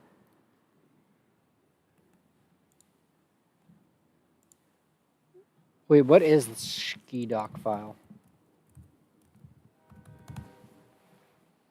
Yeah, it's Altium. Fuck, man. I knew it was gonna be Altium. So they have the schematics. I just don't know how to. So if you go to fingertip, hardware, templates.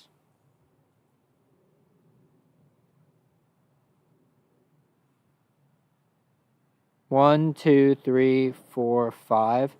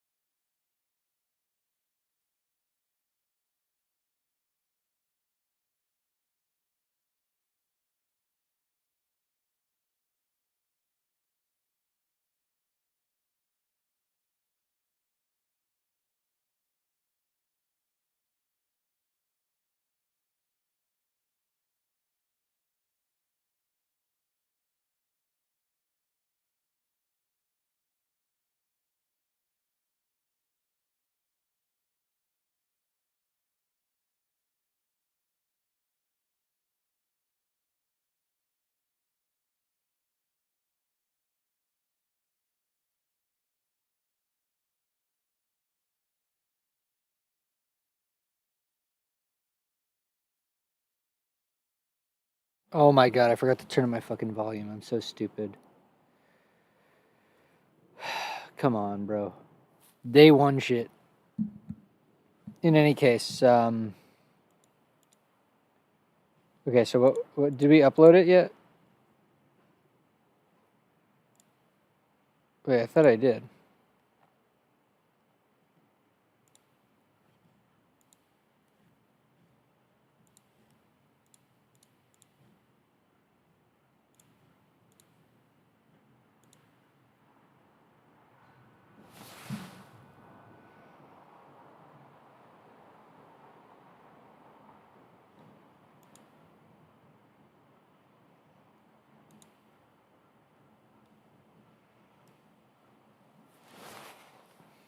Okay. That checks out. So the way that molds are exported is that they print this weird mating surface here. Let's see, can we move all this?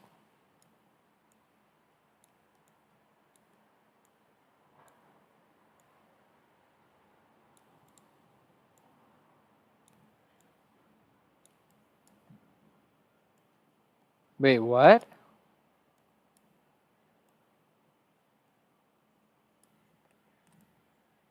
Wait, this is the mold for the fingertip?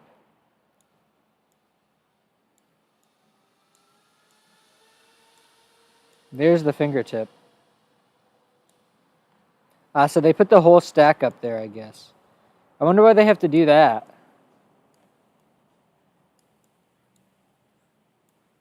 I thought you would just be able to cast this as itself. Okay, let's read the deposition tech method, because that's really what I'm curious.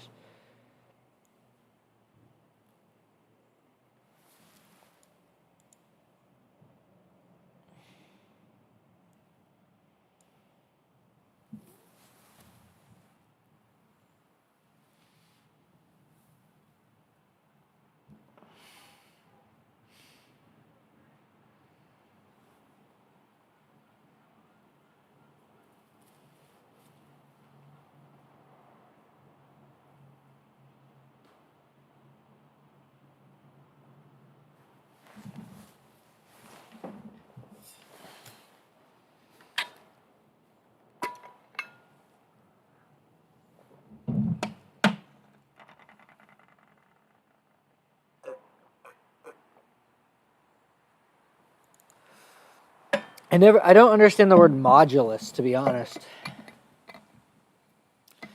The overall modulus of the viscoelastic material is the combination of the elastic and viscous components. In other words, the summation of storage modulus and loss modulus.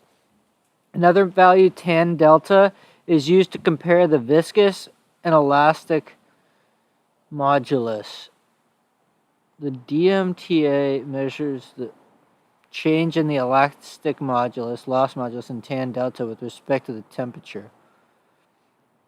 As the viscosity of the material is affected by temperature and time, use a common approach to select the operation conditions of the materials. Hence, for ideal sensitivity, the material is expected to be used at room temperature at low frequency.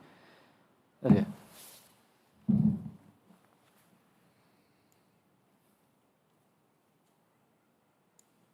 Shore values? I don't know what that means.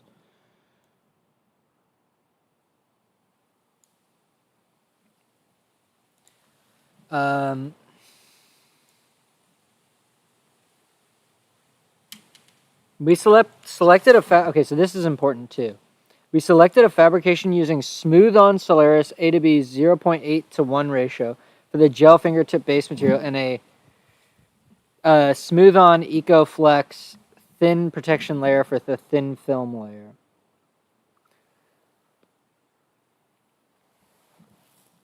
We manufacture the fingertip molds from 6061 aluminum. Oh, really?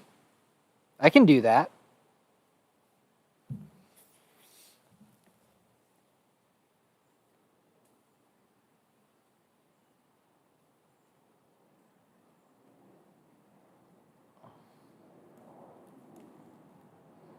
Okay, here we go.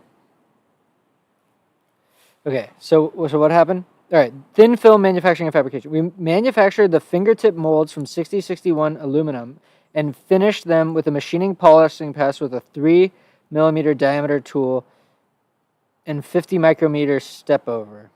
I don't actually know what that means. The molds are then prepared for gel casting through a silanization process in a desiccator with 50 microliters silane under vacuum for 30 minutes. Following this, the gel material is prepared using a 1-to-1 ratio of smooth on Solaris. Wait, what? I thought they just said that.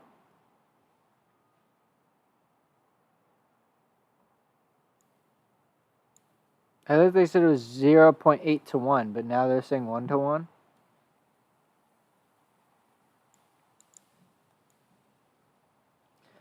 A speed mixer for 3 minutes under vacuum to release any captured air in the sample. The gel, which is probably super important for this because probably distorts the light. No, it should be, the silver should be opaque, so it actually shouldn't really be too important that they get under vacuum, but it's standard procedure for silicone. The gel material is then cast into the mold and allowed to cure at 23°C for 12 hours. Once cured, the gel fingertip is removed from the mold using tweezers for transfer to a glass slide. Here are the steps for preparing the thin film metallic reflective layer on the gel fingertip through silver plating.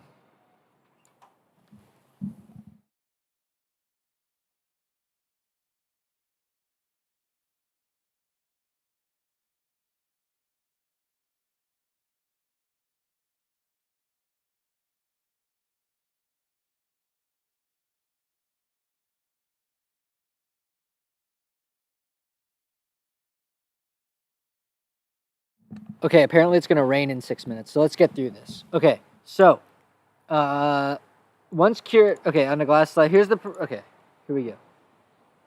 First, a glucose solution is prepared by dissolving 2 grams glucose in 160 milliliters of water, and then adding potassium hydroxide.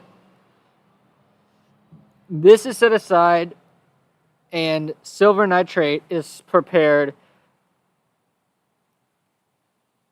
and then adding ammonia.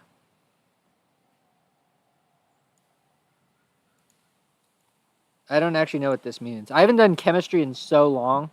The plating solution, which is used to silver coat, so they don't actually use a sputtering mechanism, which is the, actually, I want to look that up. Can you sputter onto silicone? Presumably you can.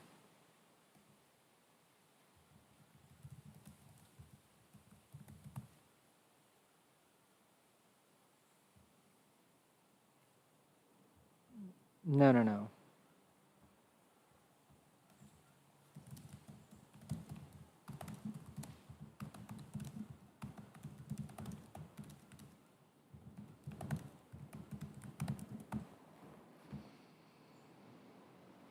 Yes, silver sputtering onto silicone substrates has been explored in scientific research. A notable study investigates the effects of surface tension and viscosity on the deposition of gold and silver onto liquid substrates, including silicone oils.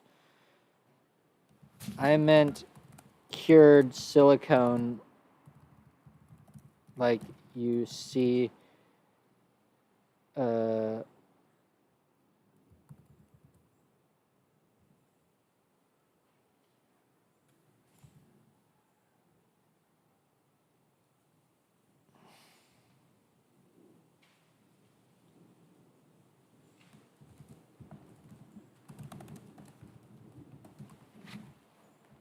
No, silicone. Structured metal films on silicone elastomers. Yeah, that's kind of what we want.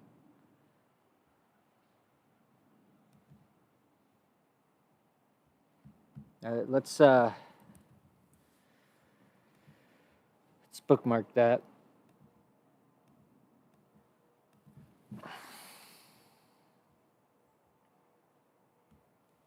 I would be curious to see. Yeah, dude. Let's get freaking Breaking Taps. Dude, Breaking Taps could just do this in like a week. It's crazy, bro. He has all of the equipment to just like do the whole thing. It's so insane. So where are we at here? We're here. Okay. The plating solution, which is used to coat, is then prepared by mixing the 2 parts glucose by mixing 2 parts glucose solution to 1 part silver nitrate. The silvering solution is then set to stir gently. Prior to silver coating, the gel fingertip is cleaned using oxygen plasma. Bro, give me a break. I don't even know. For 3 minutes. The gel fingertip is then activated in a solution of tin chloride.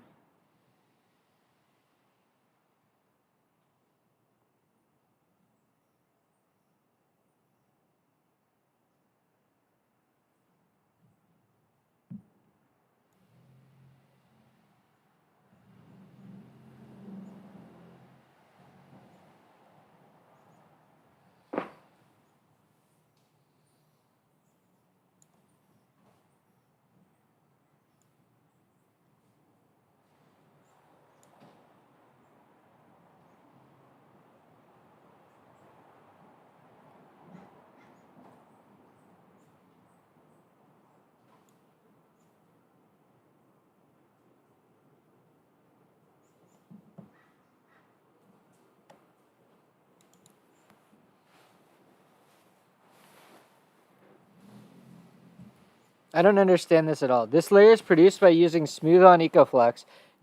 A mixing ratio of part A to 1 is 1 to 1, then adding 3% to part A. How do you add it to part A only? I don't.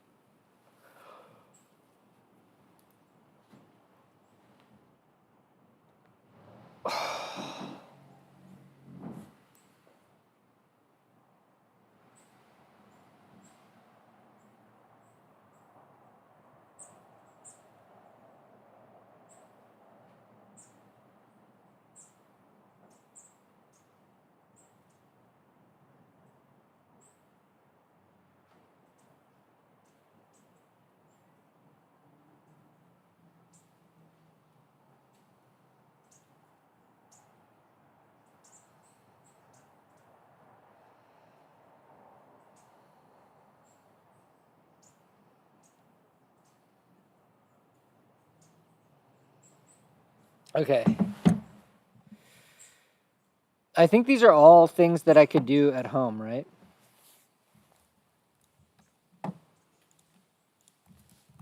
These are all pretty safe chemicals that I could do at home, right? I'm pretty sure that's true.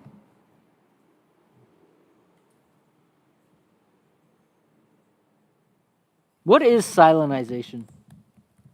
I've never heard of that before. Organosyl group to a chemical species?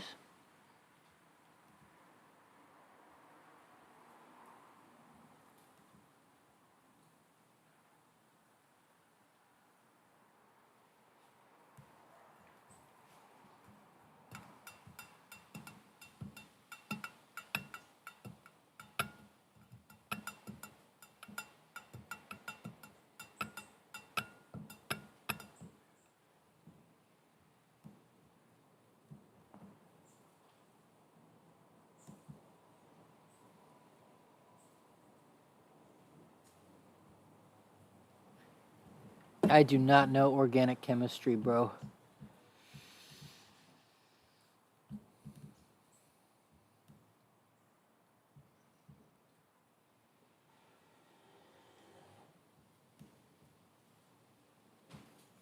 Glucose is safe. Potassium hydroxide.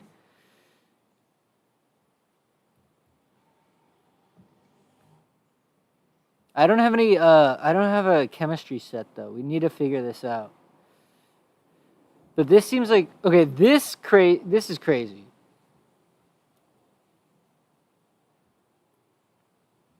Yeah, I don't even know. I've never even heard of this.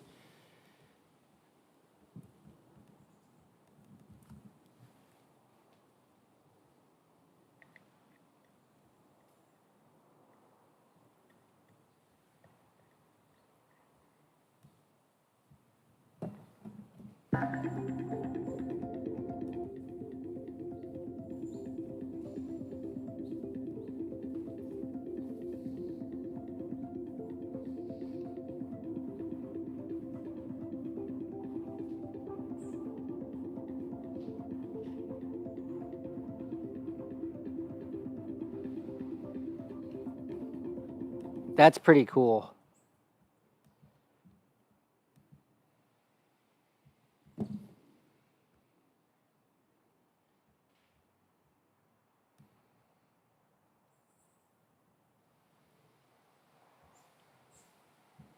I mean, you really want this to be accurate, right?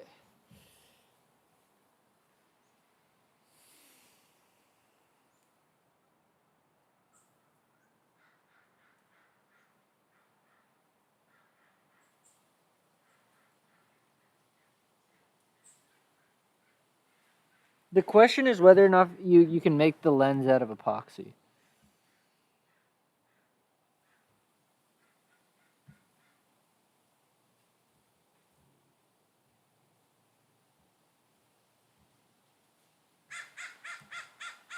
Dude, this Smooth On brand, this Echo Smooth On, they got a... Dude, Smooth On is sick. What?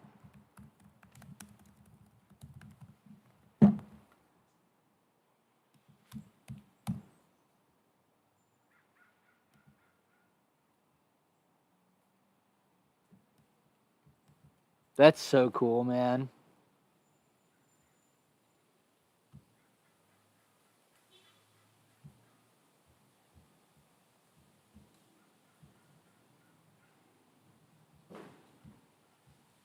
$18.95.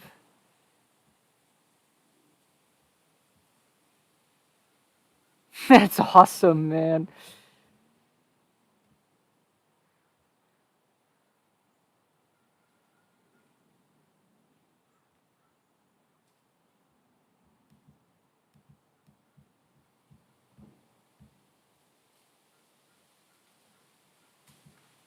What?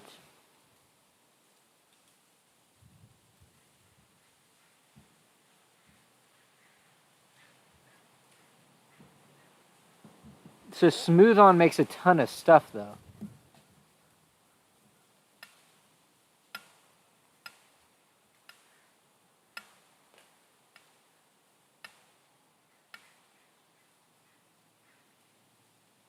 Okay, so should we...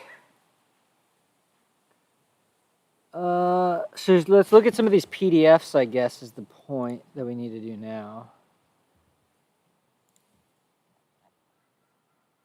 I'm not even going to look at the software. Wait, we have meshes? Wait, can I get an STL viewer in here?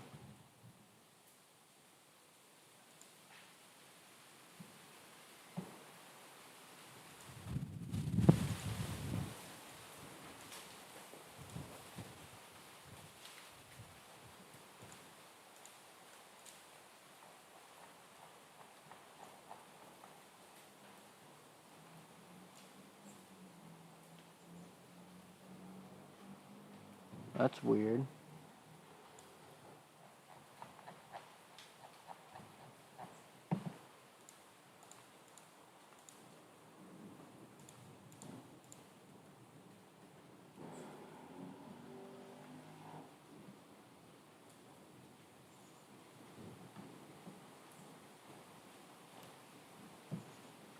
That's kind of cool.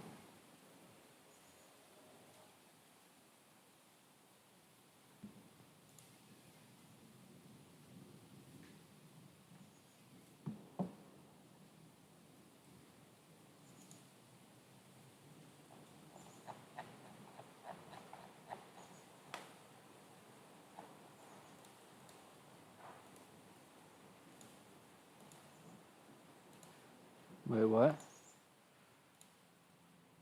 Oh, okay. Firmware, yeah.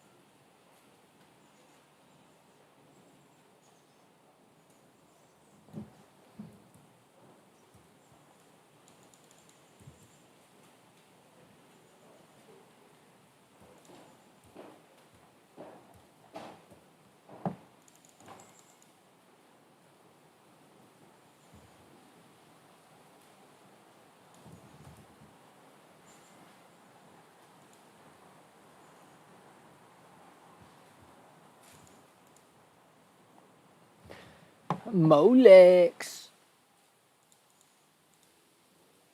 Oh, that's cool.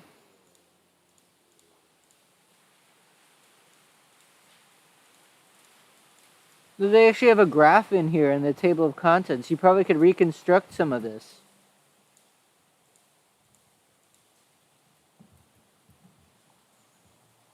I wish I had Altium. It seems like some of this stuff has actual...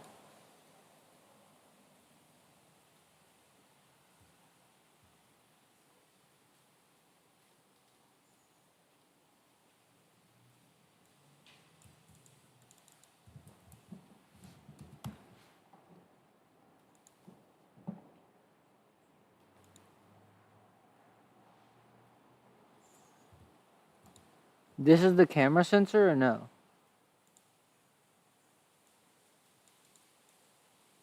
MIPI. This is the camera controller, but what is the CMOS?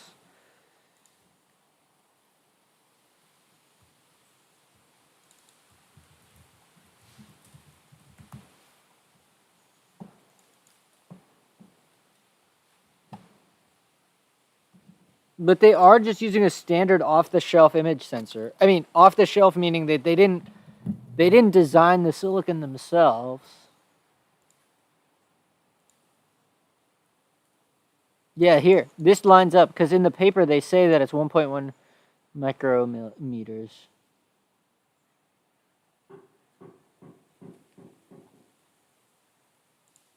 I'm curious though, if we go to Easy EDA,